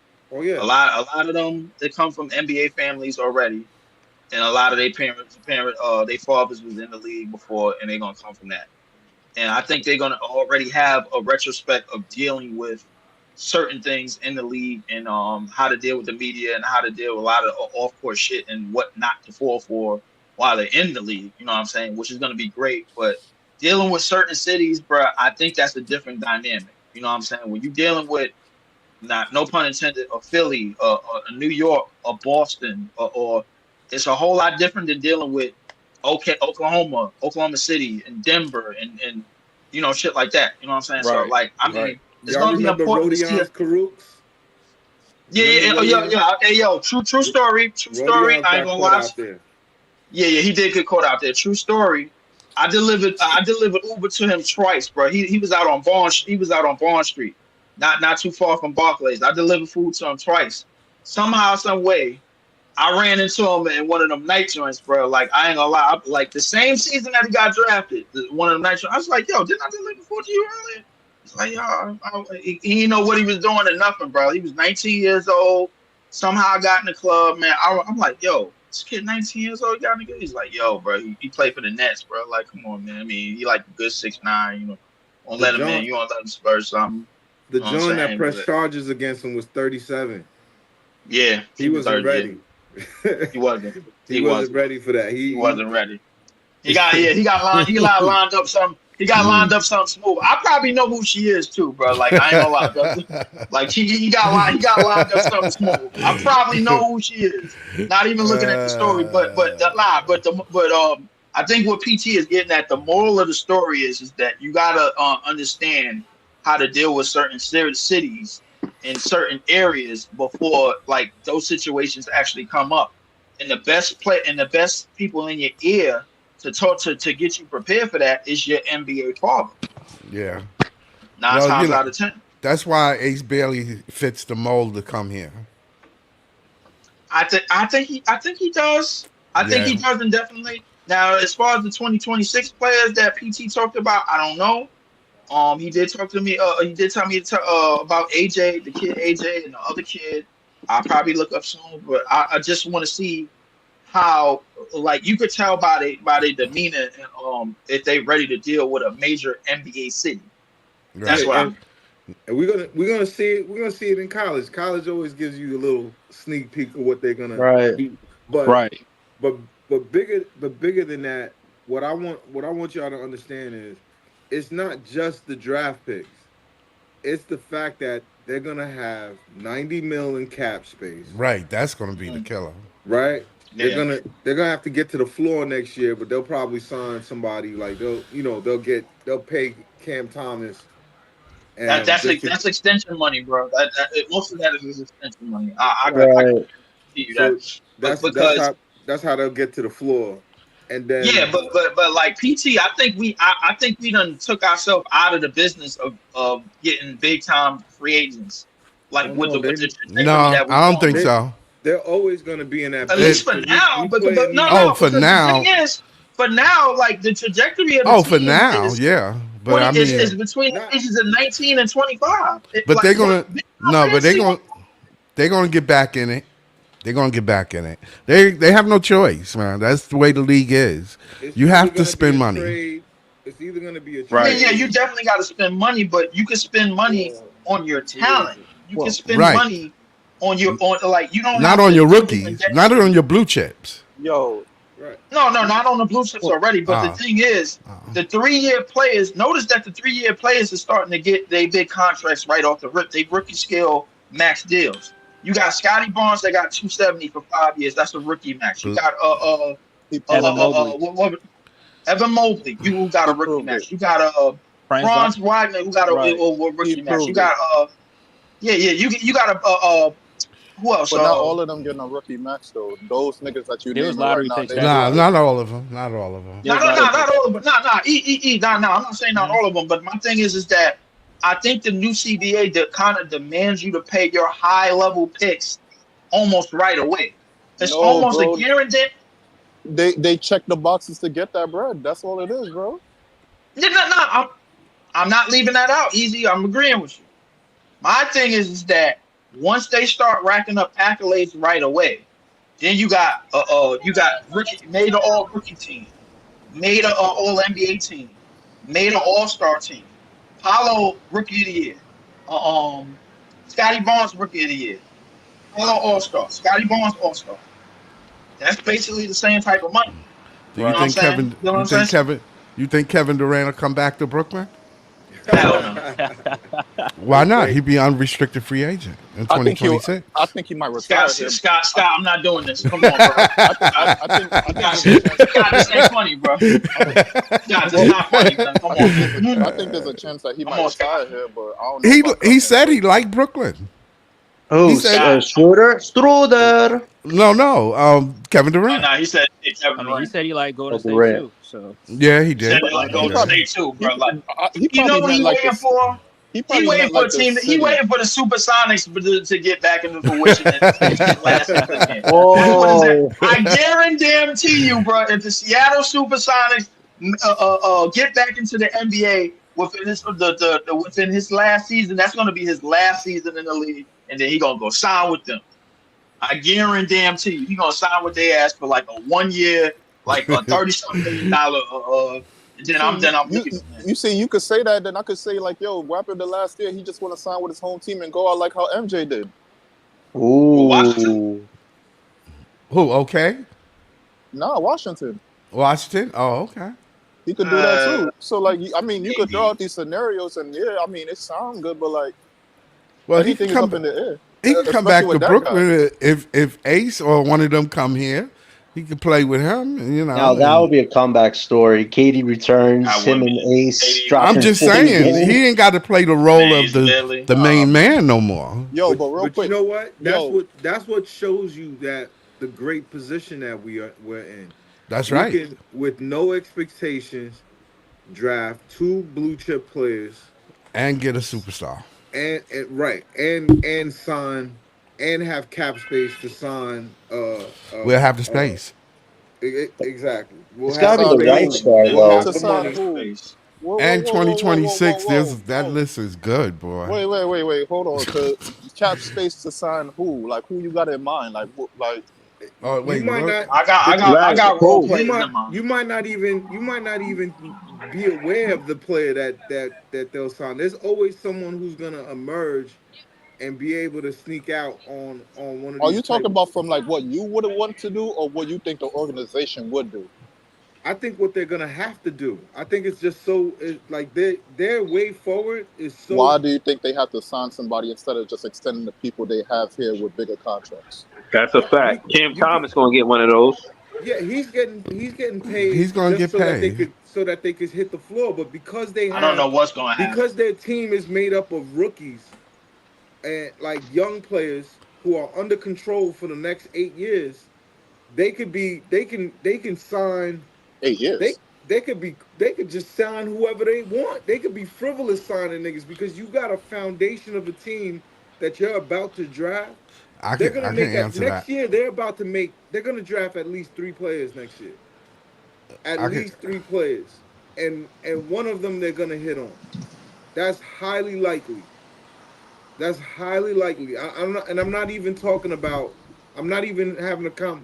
They have to hit with the other pick. They have no choice. They have to have at least a top 3 player. That's a lot of optimism. PT, that's a lot of optimism right there, because as much as we've been hitting as lately, we can, like, the odds gonna have to even out sooner or later. You can't just always hit. Even Presti, we've been hitting on mid-level pick. We've been hitting on middle of the pack draft picks. That's what too long. So wait, hold on. So what you think the picks that we getting from the Bucks, the Knicks, and the Houston Phoenix thing? Where you think they landed? Top 20. Like this year, they're top 20. They'll be all over middle of the pack. They'll be all over the 20. Yeah, that's been where we've been drafting from. That's been time to move up.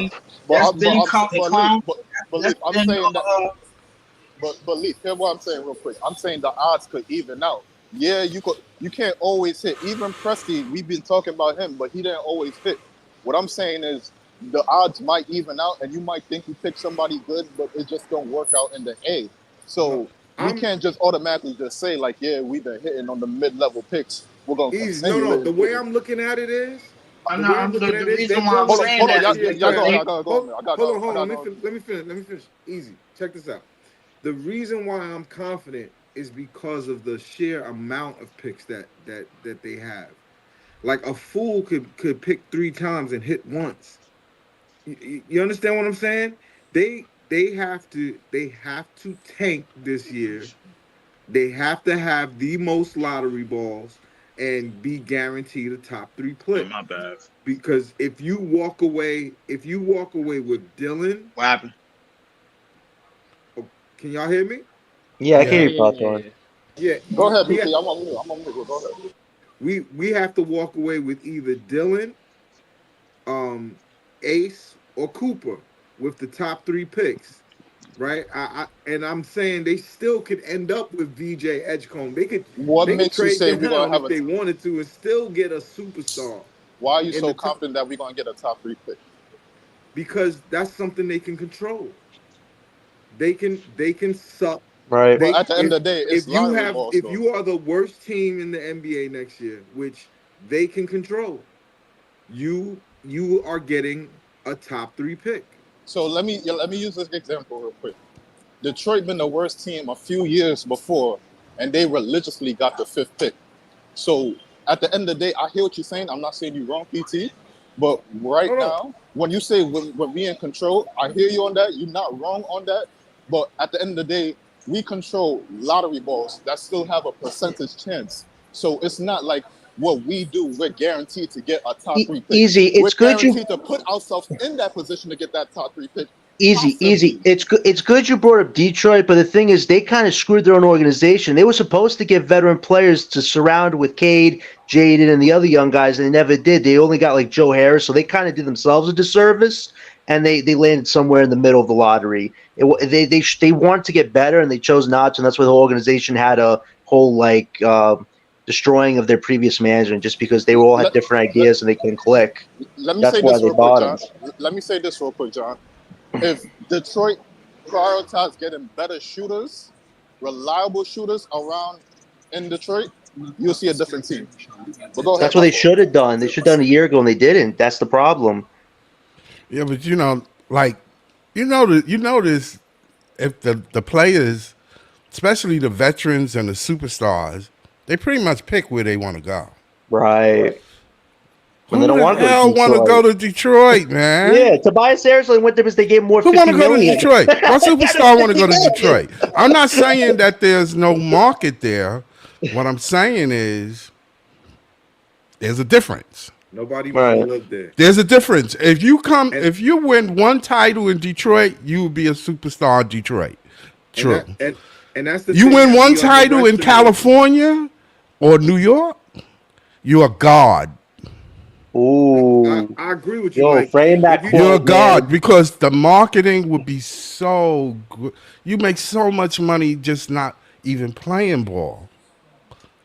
So that's why these players don't killing in money. Like he fucked up a lot of money. They painted a whole entire building across the street from Barclays Center of Kyrie Irving. Like Nike loves having stars in New York City. Of they course. take off just because it's not even because of the fan base. It's just because of the size of the population and the fact that the city is a tourist attractive city. Like it's transactional, you know what I'm saying? Well, that Kyrie thing is but that's why we need to be careful when we hit on these. I don't need to go. That's a whole nother story. A structure and an organization. we can't have stars coming to the Nets and trying to run the team, and the management does nothing about it, and they just let things dishevel like they did. We need stars that are going to buy into the system, buy into the coaching staff, and actually want to represent the culture, be involved with the fan base. We can't go back to where we were with the Big Three, because if those guys would have worked on the outside stuff with this team, there wouldn't have been that toxicity, and that was the problem. They try to keep throwing it on the damn rug. Like, we have a chance to not only restructure this organization, get a top 1 or 2 pick in the next 2 years, and then you recruit a star and some great vets, and we are cooking. We are rolling. This new era actually has a structure and a belief to go farther than what this Big Three thought we can do. John, let me ask you this. Right? Let's talk a hypothetical. I'm going to put a hypothetical out there, right? All right. Let's just say, for some reason, like 2 years from now, Giannis joins his team, right? Cool. But yeah, because he's an unrestricted free agent in 2026. Right, that's a good point. All right. Let's just say he joins his team. You already know what he could do, right? He still could do it. He's still a top nigga in the league. He comes to the team and he make demands. You're not going to acquiesce on him? If you're talking about his brother, I don't think we're going to bring his brother here. But if you're talking about players he's connected with, it's a different story.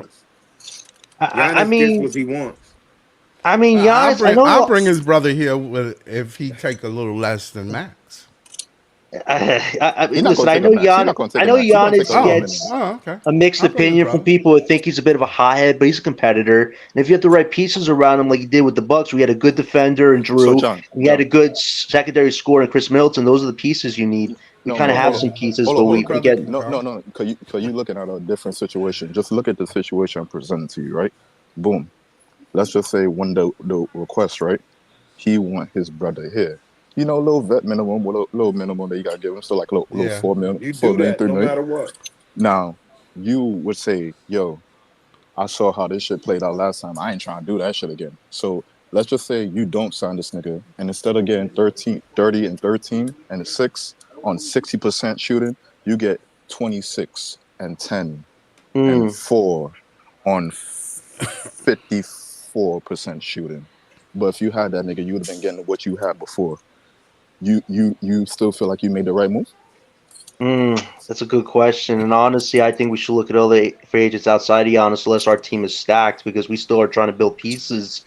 So there is some risk too. And also Giannis isn't as young as he was. His body's getting slammed by injuries. No, I mean, obviously in the moment it would look great because we have the Greek freak, but like you're saying, if his numbers drop, then it's like, wow, we did the rebuild perfectly, but we got a star that. That's all you have to do. That's all you have to do. Here's the thing, though, with that. You're telling me his numbers would drop because we didn't sign his brother? Easy? Is that what you're trying to suggest? Yo, so I will say. I don't believe that. I think Giannis would be a consummate professional in that situation. No. I'm not saying that he's doing it on purpose. I'm saying for locker room sakes, like for a team aspect, having his brother there does something for him that a lot of other niggas can't.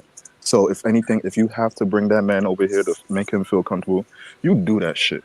You don't hesitate. You do that shit, because all you're doing is giving them $3 million. You standing on your 10 toes. You standing on it. You standing on business. Like, no, I ain't doing that. Well, I got a good counter hypothetical. If Giannis is on this team, is Cam Thomas starting with Giannis and the other prospects we draft? Possibly. Yes. What's your thoughts on that? Yes. Yes. Okay. Yes.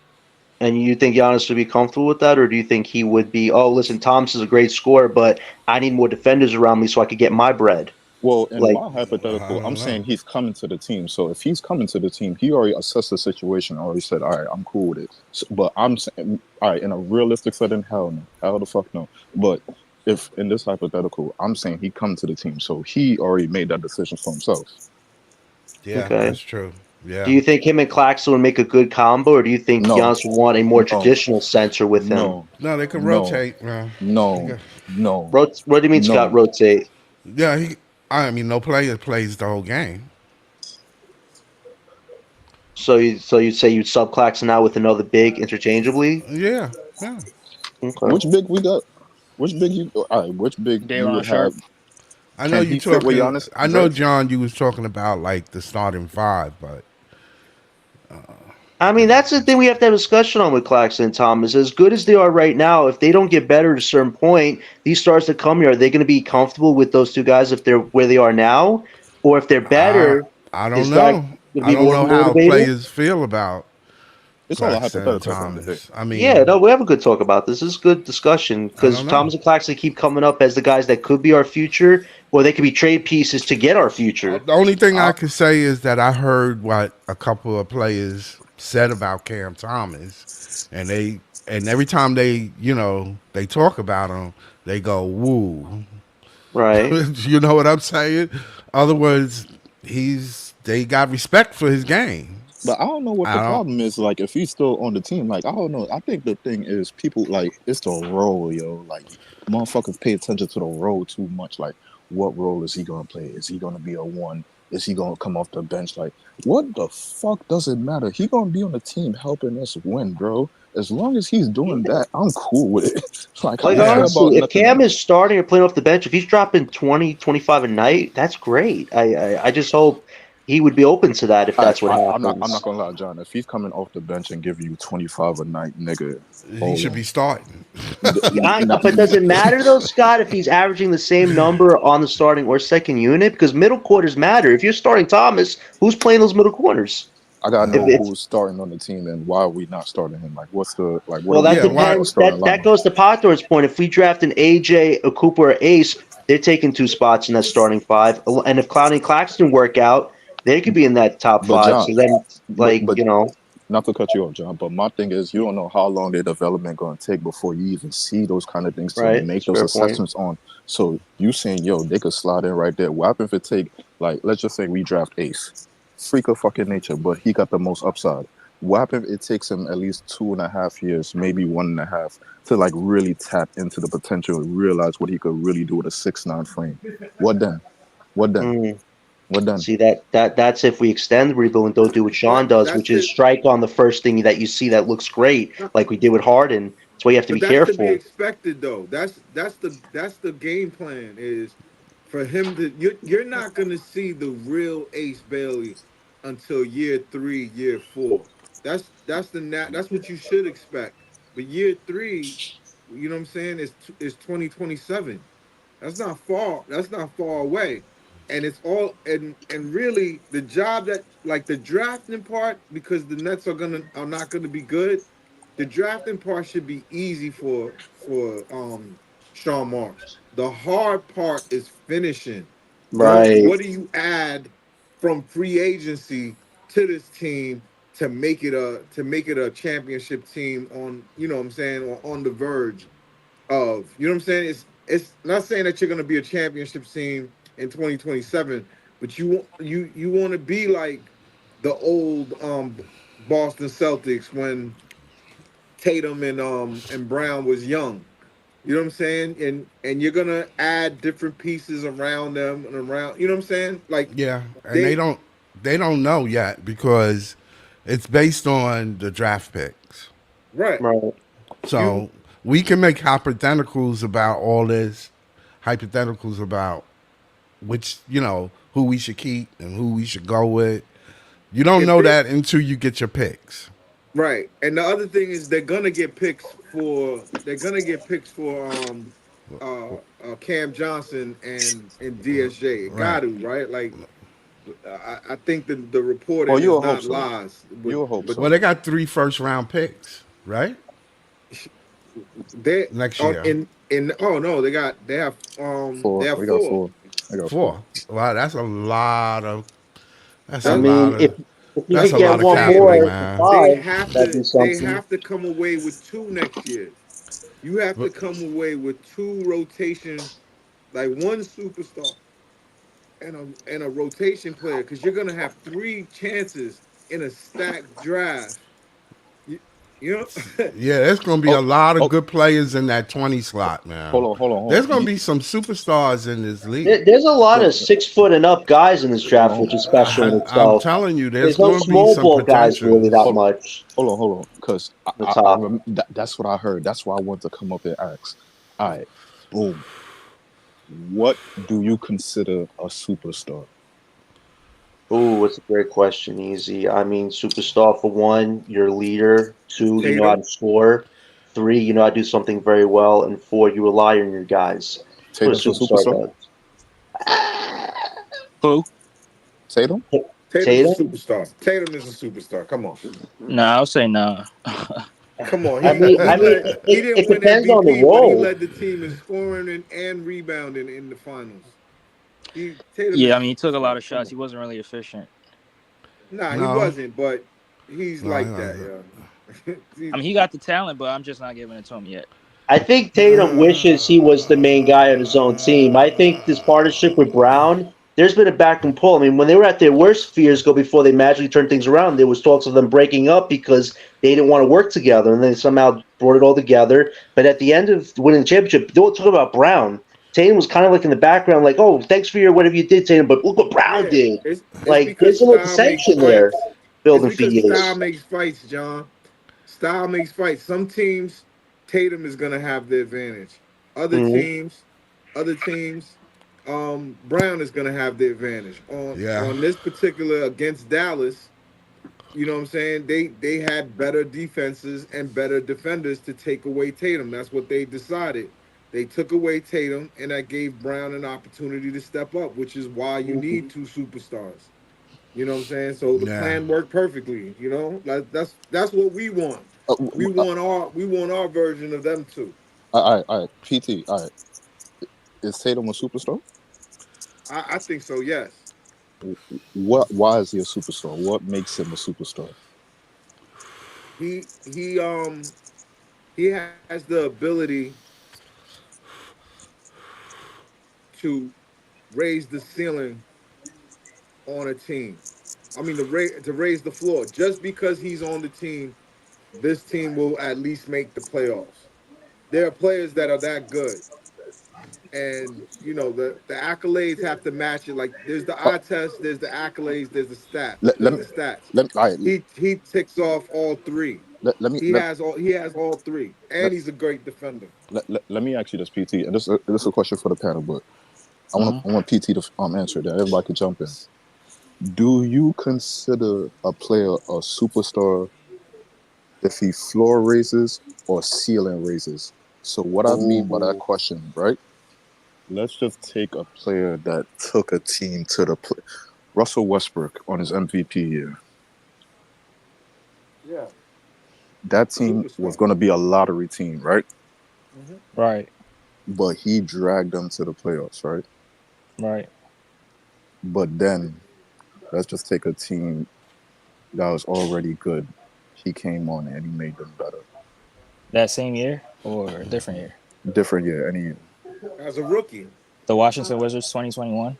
Yeah, that was incredible. But that wasn't a ceiling raise. That was more of like a little bit of a floor raise. But what he did on OKC was an ultimate floor raise. I need to think of a player that did a really good ceiling raise. The only player I could think of right now is KD. KD come to Warriors. There was already a ready-made team. He come there. He put them over the top. What about Shea? Easy. What about Shea, man? The short time he's been with OKC, how they went from not in the playoffs to play in to first place. I'll say that's more floor raising because they wasn't like anything before he got there. The minute he got them there, he got them somewhere. So I'll say like he floor raised more. Ceiling raise to me is easy. I could give you one, but that was like a long time ago. It don't matter what year. It don't matter what year. So 1982, Moses Malone. Whoa, you going back, Andre? Yeah, that's why I said it's a long time ago. Good one. Yeah, that's a good one. I'm not gonna lie, that's a good one. All right, let's just take those 2 years, right? Take them in a vacuum. Don't think about the whole player career. Just take them in a vacuum. Who is more for superstar to you, Russell Westbrook in that MVP year or Moses Malone in that year he went to Philly? I mean, come on, it's pretty obvious. You got it, yo. They won the championship dominantly. Like they swept teams back to back to back. Right. that Philly was already good because they had Dr. J. Dr. J raised the floor. Oh, how about this one? Kawhi Leonard to the Toronto Raptors. Ooh, that's a good example. That's a good example. All right. Take that one. All right. Boom. Here's my next question with that, right? Yeah, which one is more pliable for a superstar to have a superstar title? A guy that's raising a team from like a 9, 10, 11 seed and bringing them at least into the playoffs, possibly to a second round, or a guy that joins the team and puts them over the top and makes sure they win a title? That's a great question, bro. That's a great question, man. And I think it's like a two-parter. Hold on. Maybe Nico could add something to that because he says he listening to y'all talk. He listening to y'all cook. Shout out to the panel. He said ceiling raise is tough because floor raisers are elected players who can make bad teams better. Is a ceiling raiser just a star who makes a good team a ring team? because that's like most stars. Good analysis, Nico. Right, Yeah, like I kind of LeBron agree is with the you. foundation of a team. Everything you add on, you're building on top of or around LeBron. Do you think Giannis is a floor racer to the point that you're making, Nico? To the point where you're No, saying I think Drew because he Holiday made is a he. Oh, go ahead, Bruce. My Right. fault. My fault. Drew Go. Holiday raised the ceiling. But we Drew gotta Holiday remember. is still But you gotta raising. remember before that. Giannis raised the floor. But remember, before Drew got there, we had Eric Bledsoe there and shit like that. Now, remember how that team was. They were still in the lottery. They was getting Giannis, Jabari Parker, and shit like that.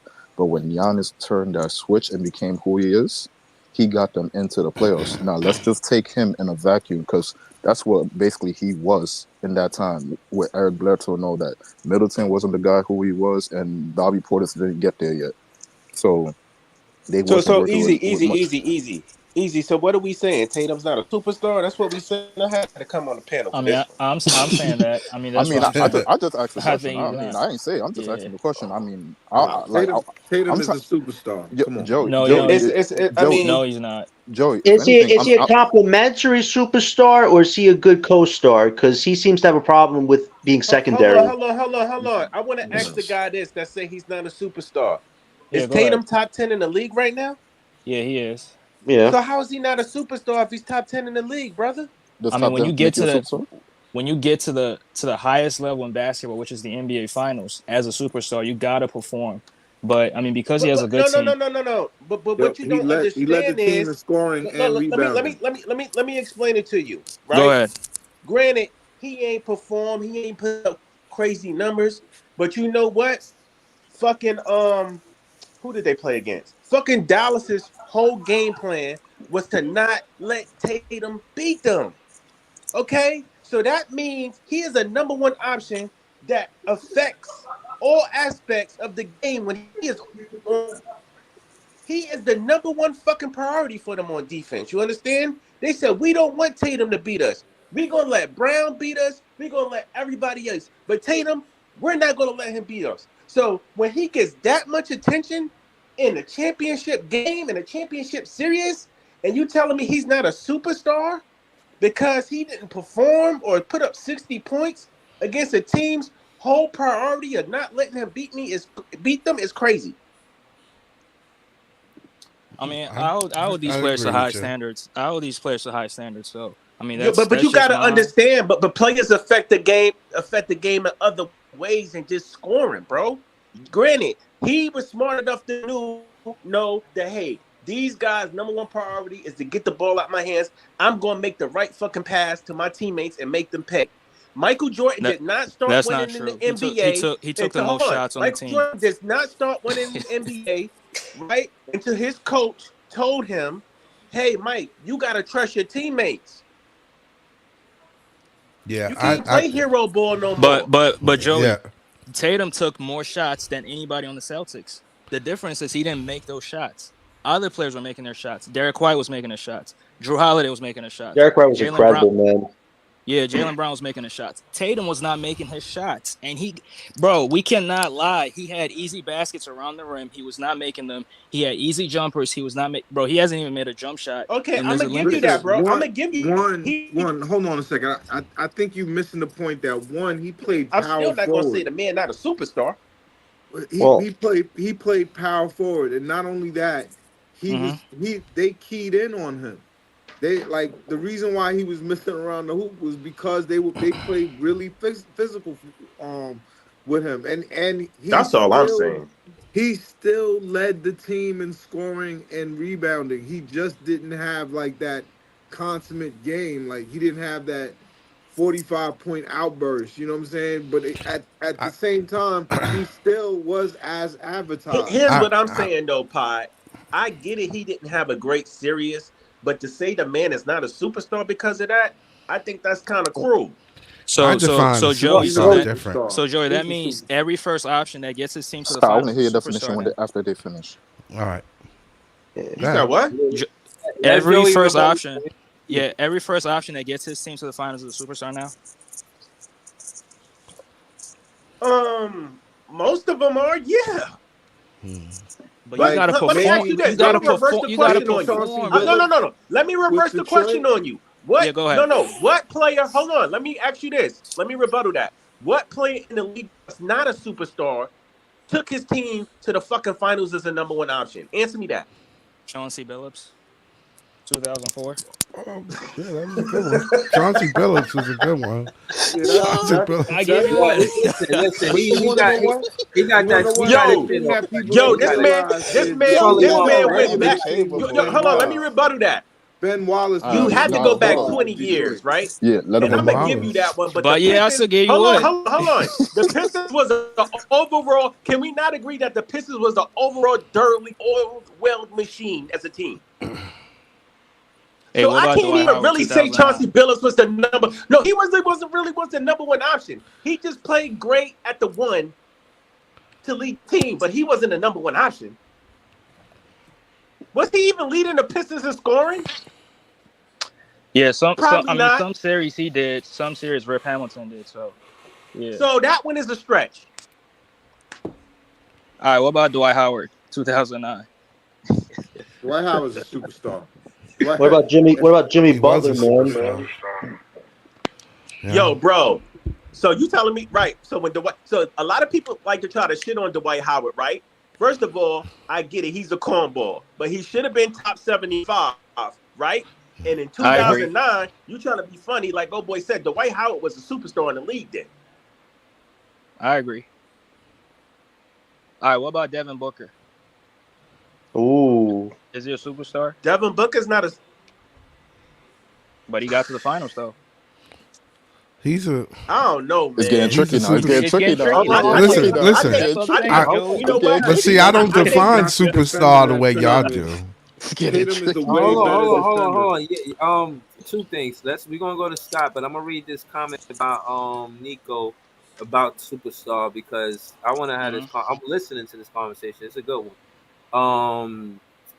Nico says stars are stars. If in theory they should always show up or just give you decent production at a high level. I think ceiling raisers are more guys that aren't quite stars but consistently perform. But then he follows up. He ARSL. He says, I disagree with Joey BK. My fault. Let me put it on the screen. He said, I disagree with Joey BK. Superstar can lead team in pressure time. We've seen Tatum fall flat on his face during pressure time. Him scoring easy points don't say shit. We're gonna let Joey rebuttal that, and then we're gonna go to Scott. Go ahead, Joey. Okay, I'm gonna disagree with that, Adar, and I'm gonna say this. I think you could be a superstar, but just because you're a superstar, don't mean you got that clutch gene, right? You could be a superstar and not fall short of big games. Granted, I'm not trying to compare LeBron. Can you be a superstar without the clutch gene? Hold on, let me finish, bro. I'm not trying to compare LeBron to Tatum, but LeBron got criticized a lot throughout his career for not being clutch. Is he not a superstar? That's right. I mean, Joey, how many times was LeBron in the finals though? Like almost a decade? Yeah, that's true. But what I'm saying is he Almost got a criticized. decade. He's been criticized for not hitting the last shot, for giving up the ball. So during Joey, critical moments of the game. So I would say that's a double-edged sword. I'm gonna pass the ball to you, Scott, right now. Yeah. I would say that's a double-edged sword because at the times you could say he fell flat on his face. You could say he carried a team through it. Like, and the thing about it is he carried a team through it before he fell flat on his face. Like, remember what he did to Detroit and shit like that, and then like Celtics and shit like that. Like, he carried them through that first. So if that's happening first, he gets the leeway off rip because he did it first. So like, if he falter, all right. The 0-11 was bad. 0-11 was bad. Let me just say this one last thing, guys. Go ahead. Let me just say this one last thing, Easy. No superstar is fucking perfect. I think when we hear the word superstar, we automatically think they're perfect. Some superstars, hey, they may be fucking clutch, and some may not be clutch. Some may be good in other areas, and some may not be good in other areas. That don't mean they're not superstars, bro. You know, some guys fall short in areas that other guys don't, and vice versa. No, you're right. I mean, I would just ask the question: if are you a superstar without the clutch gene? But go ahead, Scott. Go ahead. Yeah, I agree. You are. That's my point. I think that being a superstar properly has a lot to do with more than just basketball. It's your peers, what your peers think you are. Like when LeBron hit the floor, when he came in the league, he was almost an instant superstar because the attention was his. Right. Everywhere he went, every time he did anything he did, it was the attention. He was the man. And he did, yes, sometimes he hit, sometimes he didn't. But winning a title takes a team. We know that. Exactly. So what a superstar does on a good team is make his team players better. They make them stars. Right. He makes stars around him because they're going to be clutch. And when you look at it, you be like, oh, well, Brown scored a lot of points. Well, the attention was on Tatum. Right. That was my point. But let's get it right. It takes a team to win a title. So that's gone. Another thing that it's like a twofold thing because the superstar also sells, and everybody go to see Tatum. I mean, we know Brown is better as a great player, but when you talk Boston, what's the word? Tatum. Yeah. Right. Tatum. Here's my thing. I think it's the five guys that drop 30 points, Scott. When I think of during the season, Tatum was killing. Right. I also think of a guy that you plug him in anywhere, and he's going to make an immediate impact. Is Kawhi Leonard not a superstar? Is he not? Guy? He is a superstar. He used to be a very Hold on. Wait. When you say used to be a superstar. When you say used to. We have to be blunt here. What do you mean, like plug him in? Like the minute you draft him, he make an automatic impact, or like? No, I'm not talking about. What I'm trying to say is, you can drop him pretty much in any team, and he will pretty much affect what's going on around him on the floor, no matter who is on the floor. Yes, that's true. That's true. Yeah, that's true. Yep, we agree there. That's what makes you a superstar. Exactly. KD the same way. LeBron the same way. Luka the same way. But you got to make your other players as much as better. I hate him, and much as I hate him, somebody said Giannis ain't a superstar. That's nuts, Oren. Giannis is a superstar, and I hate the guy. Is Kyrie a superstar? Yes. No. Kyrie? No. Yes, he is. No. Nah. Come on. Are you kidding me? Let's not do that. Nah. I don't know. Had a debate. No, I want him to go first. Explain to me why Kyrie's not a superstar. Because this Kyrie disrespect is blasphemy. Go ahead. That's coming from Joey, sir. Right, and I don't like Kyrie from what he did to the Nets, and I'm not going to say this nasty shit. But go ahead, explain. Well, what happened? Wait. What I missed? What I missed, Joe? Somebody said Kyrie not a superstar. Now they got to stand on it. Wait. Hold on. Somebody said Kyrie not a superstar. No, explain it. I want him to explain why Kyrie's not a superstar. He about to. Wait. Who said Kyrie's not a superstar? Yo, Dre said it. He about to get into it. Leaf, hold on. He about to get into it right now. Hey, Dre. Nah, don't help him. No. He went too far already. He can't help him. Now go ahead. Hold on. The conversation. Hold on, Leaf. The conversation. Hold on, real quick, Dre. The conversation was, what do we define as a superstar? I think Joey said a superstar he sees as a person you could drop on any team and he makes an immediate impact. We named out some names like KD and shit like that. Then I threw out Kyrie. Dre said no. Joey said yes. Now we here. Dre, wait, Dre, you said no. No, wait. He about to explain. To my point. So, hey, Ivan, I'm gonna just say this real quick. Hold on, let me just say this real quick. To my point. I said that a guy who you get, he makes an immediate impact. I really gotta let this shit continue. Hold on. As soon as Dallas got Kyrie, where did they go? They missed the playoffs. They missed the finals. They went to the finals. We're not doing that. They missed the playoffs first. But you can't even count that year. That was a short year, bro. They did that on purpose. They got traded. They did that to get the lottery pick. Don't do that. They did that to get the lottery. Yes, they did. Still missed the playoffs though. So by that, So they just point, bro. Derek Lively and then get to the finals. Okay. Leave.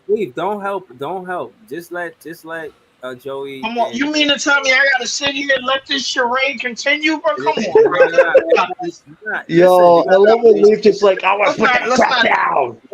Listen, let's not do this. Come on, bro. Argument I'm sorry, bro. Just because we disagree. Go ahead, bro. Whatever this shit is going, bro.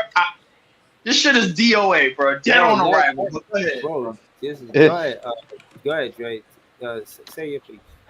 I mean, me personally, when you talk about a superstar, I mean, I really take, getting to the NBA Finals and performing at the highest level. I really take it serious. That's why I cannot sit up here and say Embiid is a superstar. I'll never call Embiid a superstar. First of all, you gotta get out the second round first.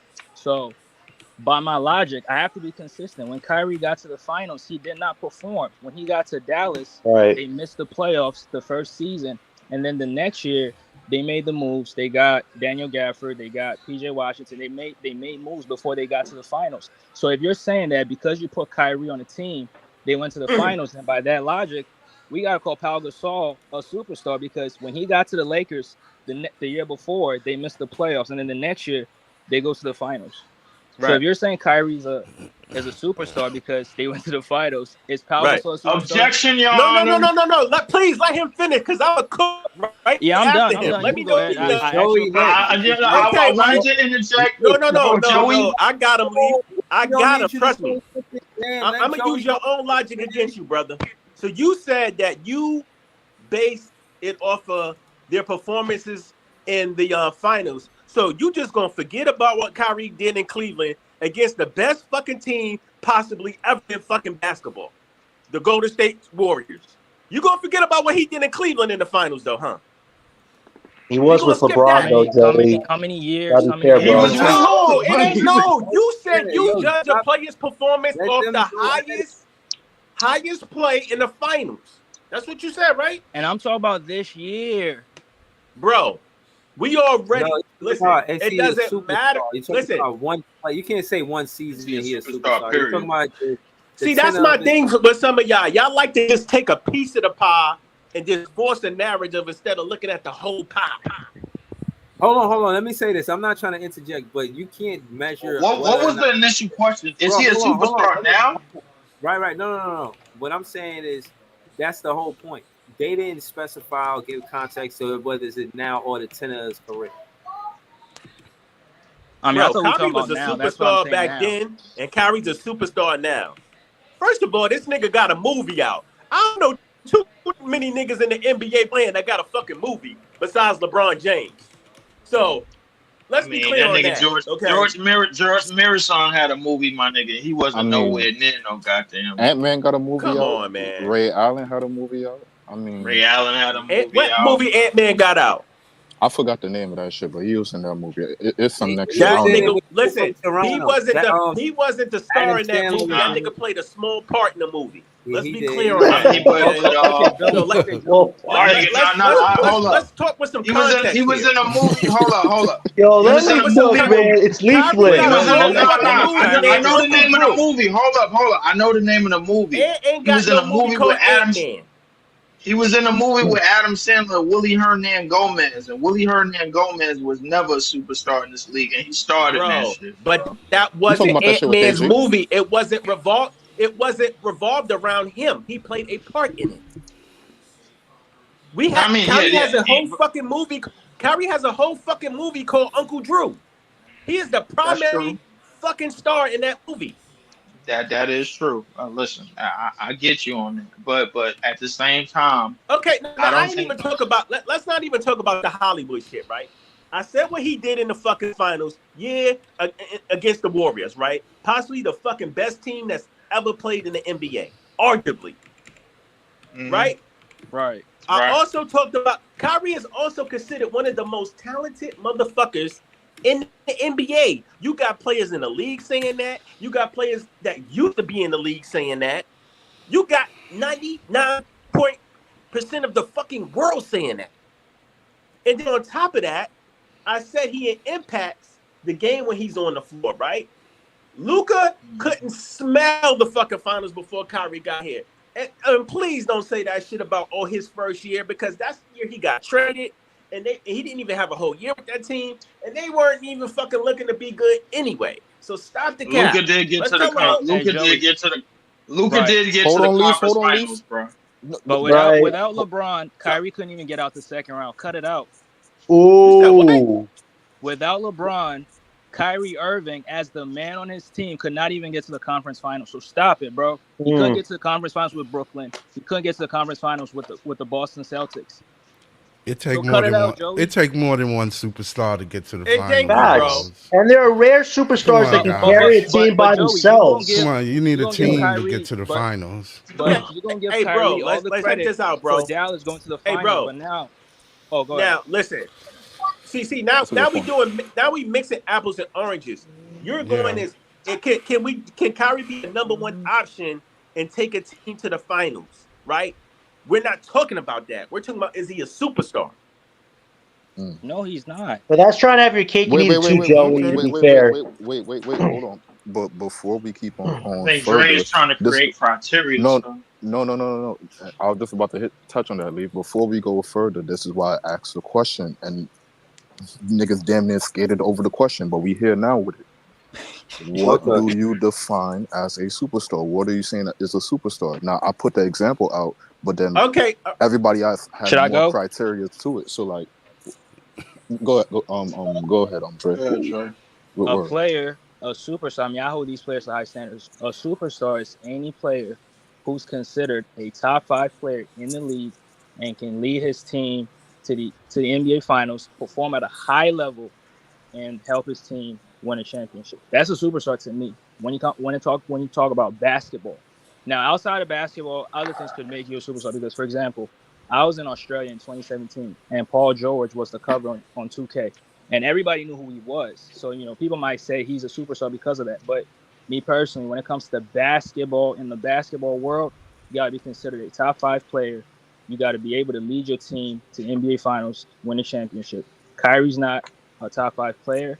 He can lead his team to a championship. So because of that, I cannot call him a superstar. That's my style. So hold on. So do you think? Hold on. Do you think? So it's only 5 superstars in the league. Hold on. Do you think Embiid? It's only 5. I said Embiid is not a superstar. Oh, okay. I said that. That's what you. I like how you reference that. Listen, bro. All right. Is LeBron and Steph still a superstar to this day? Wow. Yes. Yeah.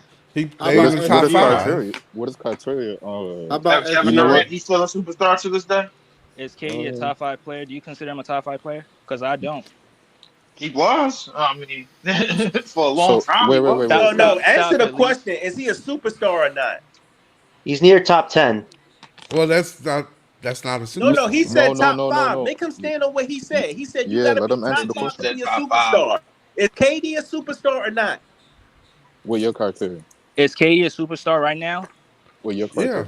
Yes. In terms of basketball, no. I'm not gonna call him a superstar. Stop answering the question. Stop answering the question for him. You see that? Stop answering the question for the man. Let him answer his own question. You see, he did not agree with y'all, my nigga. That's why I said with his criteria, that means KD cannot be a superstar. Right, he said that, nigga. Stop answering the question for him, bro. Let him stand on it. I'm not a big fan of trash, bro. Like this shit gotta end. But that's his criteria for a superstar, bro. That's his criteria for a superstar, bro. He's not throwing around that word lightly like that, bro. You can't be mad at that. No, that's what he said. I don't really like the man got some high standards. He got some really high standards. I'm gonna just say this, bro. You got some really high standards. Yeah, I got some high standards too, but I'm not going. But I'm not gonna negate everybody else's standards, bro, just because of it. Now I can, but I'm not going to. But now, however. Who would you consider a superstar that doesn't have a ring right now? That you could consider top 5 or arguably top 5. Luka. Yeah, Luka. Dre, do you consider Luka a superstar? Dre, do you consider Luka a superstar? Luka is a superstar. Come on. Do I consider Luka a superstar? But you giving but my thing is you giving Luka grace, but he didn't get to the finals until Kyrie got there. The same nigga you bashing. Make it make sense. Right. Hold Hold on. My fault. Let's all finish. I'm gonna ask easy question. Let's all finish. This is about to be the biggest mix up in this team's history. Hold on. Can I finish, please? And Go ahead. Let's all finish easy question. Y'all all answer in your own way what a superstar is, and then y'all describe one player that's a superstar. Now I'm gonna start with Nico's question. He says, Jalen Brunson. Now I think a superstar is a player that impacts winning, and he does that in dramatic fashion. And I say that because he's not a superstar though. He more times than not can play both sides of the ball, and he could win the game on the offensive side or the defensive side of the ball.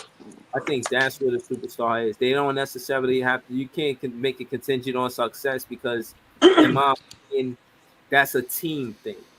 It's one thing to have personal accolades. It's another thing to lead a team all the way to the finals and win it. So a superstar to me is a talented player that has winning qualities, that does impact winning on a plus minus, on stats sheets, all of that, and eye test, all of that. But they don't necessarily have to get their team to the finals. So I think Jordan was a superstar before he actually won it with the Bulls. I think he was. So, that's my opinion. Good take, Reese. That's a nice Can I bring example, up Breeze. another point that I think we missing? We missing. So a superstar, right?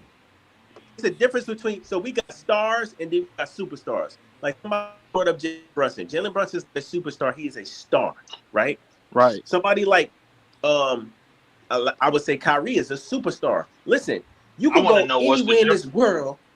Hold on. This is the difference. You could go anywhere in this world, they're gonna fucking know who Kyrie is. You go to China, they're gonna know who Kyrie is. You go there, they might not know who Jalen Brunson is. You feel what I'm saying? A superstar is known all over the fucking world, bro, for their play and their following. First of all, if you ain't got that worldwide fame and that worldwide following, you ain't a superstar. I don't give a fuck how many times you went to the finals. And with who? That's a good point. Nah, that's true because Sean Livingston is not a superstar. You know what I mean? But but Breezy, to the point that I made though, in 2017, I was in Australia, and PG was the cover of 2K. People knew him, but Joey, I don't think you consider PG a superstar. Who? Paul George. When you made the cover, I think 2K, he's a superstar. I think he's a star. I don't want to say Come on, superstar. Scott. We're not doing that. No, but what I'm saying, but here's the thing though, bro. I'm not saying people don't know other players that stars all over the world. Somebody like, let's just say, KD or Kobe or Bron like that. You can go in a fucking third world country in the middle of nowhere, and they just know certain players. They know Curry, they know LeBron, they know Kyrie. It's certain players that stick out. A player like PG or Jalen Brunson is a star in the States, but they don't know them niggas in them third world countries and shit like that. Now, if they make the cover 2K, they definitely do. Some people know of them. But so you telling me PG got the biggest following as Kyrie do? Wait, what'd you say? You telling me PG has just as a big a following as Kyrie does, basketball fan wise? You going in and out. I can't hear the question. I said you telling me that Paul George has just as big of a basketball following, a fan base as Kyrie Irving worldwide. No, I'm not saying that. I'm saying that in 2017, when I was in Australia, PG had just made the cover in NBA 2K, and people really knew him, and they didn't know him because of his play on the basketball court. They just knew of him because he was on the cover of NBA 2K.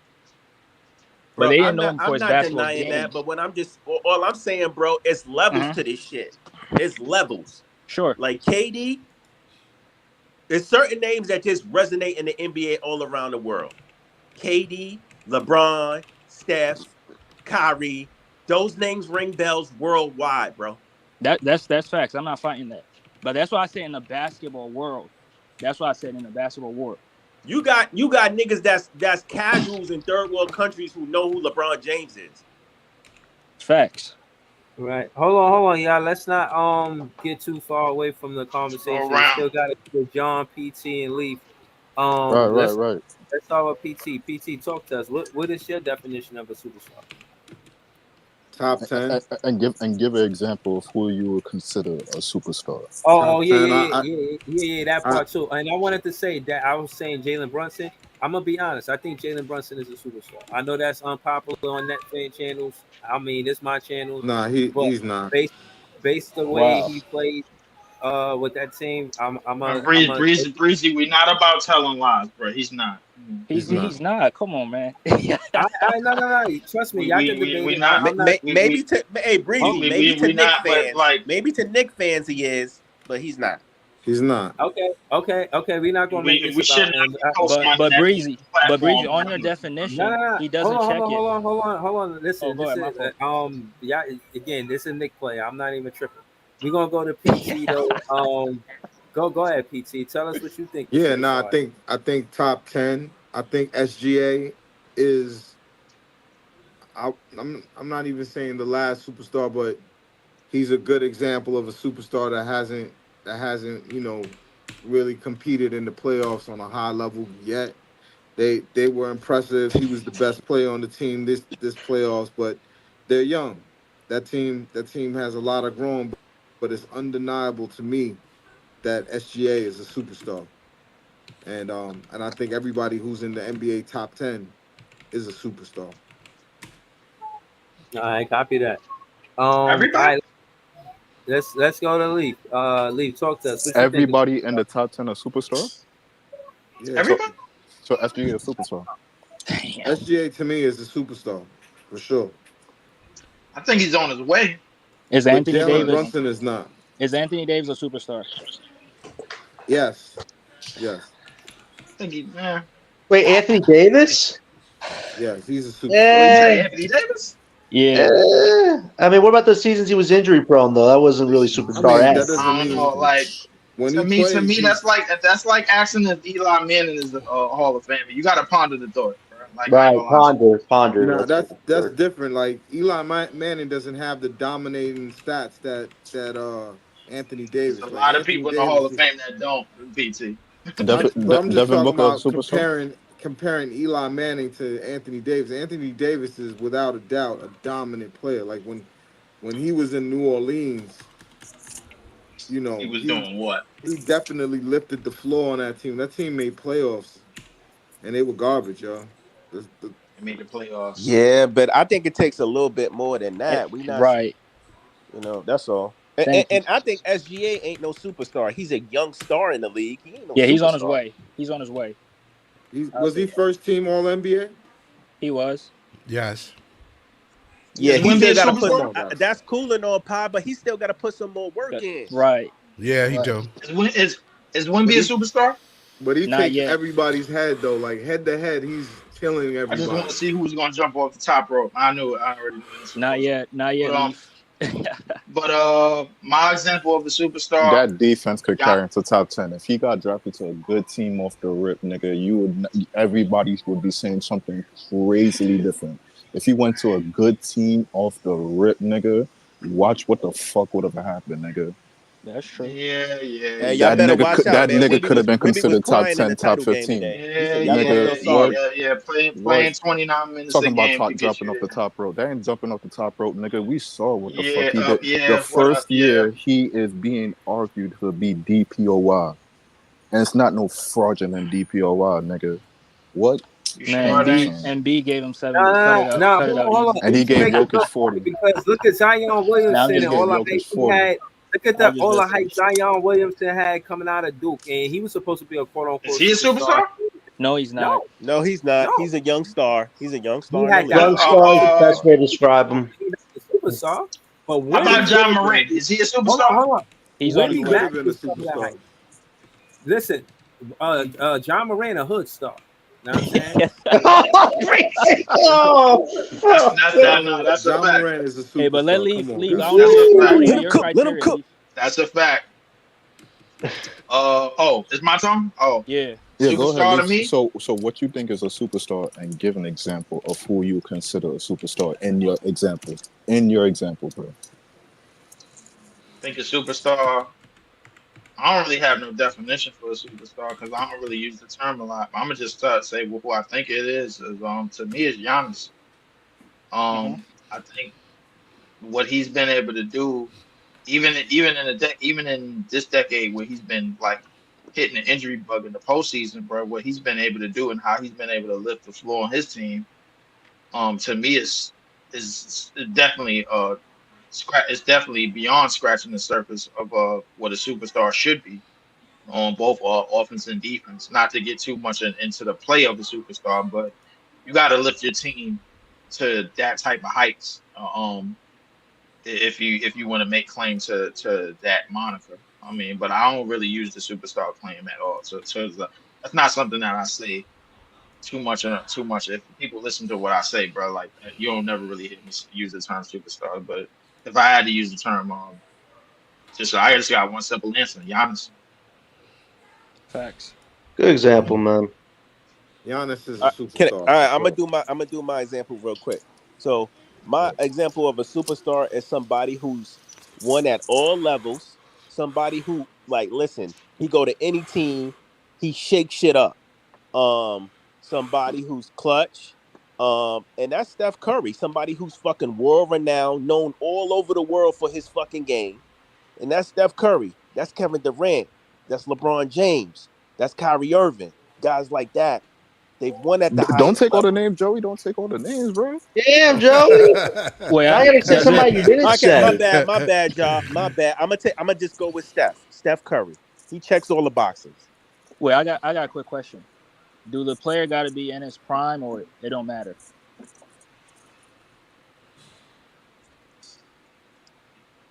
I don't think it matters. It don't. You can be at any point in your career. I mean, LeBron not in his prime. He's still a superstar, right? I mean, it was players that were superstars early, but Tim Duncan was a superstar after his second LeBron year. is arguably a top 2, top 1, top 3 player.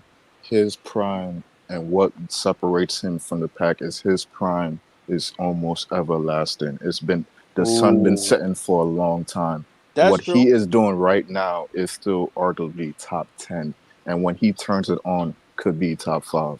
But easy. But that's what we're saying though. LeBron that's the argument about superstar. Can we say the same thing about KD? I could go into detail and say what he's doing right now. He's figured out how to look good while his team is in the shit. That's what he's figured out. But easy. He's not the only one. We can say the same thing about KD. KD is still playing at a very fucking high level. KD is arguably a top 15 player of all time and probably one of the best, if not the top 5 best scorers of all time. His game is everlasting. He could come back from 2 ACLs and still come back and be the same guy. Maybe a little bit less, but his same guy. He did come back from 1, but I don't know about 2. Yo, Leaf. After I don't know about 2, nigga. Yo, I'm not gonna lie to you, Leaf. He came back from that 1, and almost every year after he kept on getting hurt, and nothing barely really changed. Nah, he can score. He's a great scorer. He's a sniper. He doesn't really need his athleticism when he can fucking snipe your eyeballs, shooting over you all day. But I'm saying the examples y'all using are all time great. Like these niggas going down top 10, top 5, top 2, top 1. By the way, automatically. But my thing is that's what separates the superstars from the stars is guys like that. So now you're talking about legends, though. That's legends. Those are legends. I mean, most superstars are though, bro. Yeah. Is a superstar that's not a legend. That's true. Is Jason Tatum a legend? Wait. Hold on. Is Jason Tatum fitting that mold? Hold on, y'all. I gotta close out soon, but I'm gonna close out on not like it's like a star bench cut, but it's keeping it with the content with the superstar. Yo, Ace Dre, Bailey, you see how I had him. Cooper, Dylan Harper, superstar, not superstar, in y'all opinion. I believe that Steph Curry is a superstar specialist. Yeah, Breezy saved them. I believe that's Steph Curry is a superstar specialist. That's not my word. Somebody else put me onto that term, but that's just me. But y'all already know who I got. I got Giannis. So hold on, no. But just closing out. Do you think Ace gonna be a superstar? Yes or no? Yes. All right. Cooper Flag. No. Okay. Dylan Harper. No. All right. We ain't doing no soliloquies. We just going straight through. All right, Scott, it's on you. Who you got? Ace, superstar? No. Yes. Okay. Cooper Flag or no? No. All right. Dylan Harper, yes or no? Yes. Okay. We're gonna revisit this. It ain't no soliloquies now, but we're gonna revisit this. We're gonna see. PT, talk to me, man. Superstar for Ace, yes or no? Yes. Cooper Flag? No. Damn. Okay. Dylan Harper, what'd you think? Yes. Okay. Shout out to PT and Scott and Leaf. Joey BJ Edgecombe, superstar. Okay. Hot take. Joey BK, talk to me. Ace Bailey, superstar. Superstar, especially if he wearing the black and white. Absolutely. Okay, that's what's up. Dylan Harper, Cooper Flag. I think Cooper Flag will be also a superstar. I think Dylan Harper but will be a very good player in the NBA. All right, that's a copy.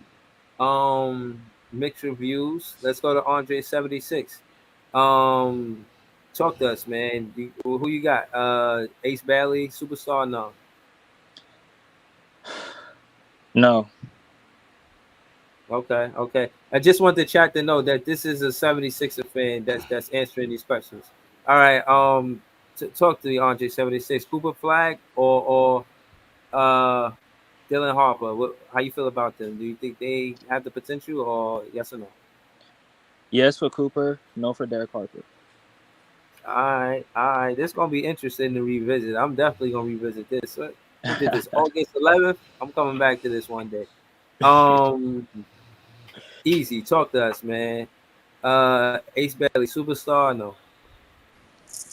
I ain't gonna lie to you, Bruce. I don't feel comfortable answering this question, so I can't answer it, bro. I'm not gonna lie. It's a prediction. Yeah, it's an early prediction. It's tough. Yeah, I'm not. I can't do that. I can't do that, Bruce. I'm sorry. I can't. You can't just give it a guess based off of what you've seen so far. It's just what are we calling a superstar? Because if this nigga come in here and make us get to the 7th seed every year, but he puts up crazy numbers, is he a superstar or not? Yeah. That's what. Cause all y'all said was Giannis. Hard.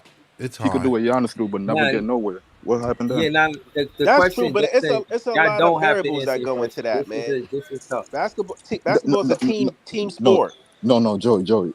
It's L Big Fan Breezy. We was getting into a good discussion. We was going to get to this point right here, but he closed it out. So L Big Fan Breezy. L Breezy. Nah, I gotta close it out, dog. man. It's almost 4 hours in, man. I gotta. Yo, Dre, you that's see a how long I'm about to get into it? Yeah. You almost got it there, easy. You got it. I gotta close out, man. Come on, I apologize, man. I will be back soon, more content. But to answer the question, I think Ace Bailey is gonna be a star. Cooper Flag, I think the league want to push him. They looking for a face, you know what I'm saying? They want him to be competitive. So I think he's gonna get a lot of support from the league. I think he's gonna be one of those players. So I'll say he'll be a star, not a superstar. Dylan Harper, he's somebody that's gonna probably have to get it out the mud too. I'm gonna give it to him. I'm gonna say he's gonna be a superstar. But again, man, shout out to Easy. I can't, you know what I mean, continue this no further than this at the moment. The man about to run out and cop bagels, bro. He about to run out and cop some bagels, bro. I got the word, bro. Niggas told me he running out and copping some bagels. He don't want to stay out too long. So everything bagel? Bacon, egg, and cheese, man. The bacon, egg, and cheese. A quick one with a cream cheese. He gonna get a sandwich on another one on a roll and some next shit, bro. He just feel like, yo, I don't want to keep the stream on too long, so you know what? I'm just gonna shut these niggas down. Cause I'm about to catch a haul real quick. So yo, this is crazy. I'm not gonna lie, man. Everything, easy, bro. Everything bagels is up there for me. I can't hold you, man. This is Okay. really All right. That's what's up. But y'all appreciate y'all, man. All right, Everyone in the peace. chat, man, help us get to 1,000. We almost there. Thank you to Scott, PT, Joey BK, Andre 76, Easy E, Lee, John, Harlem, everybody that was on the panel. Shout out to the old chat. I'll be back soon with more content. Have a good night, y'all. Good night. Good night. Peace. Oh, yeah. Peace.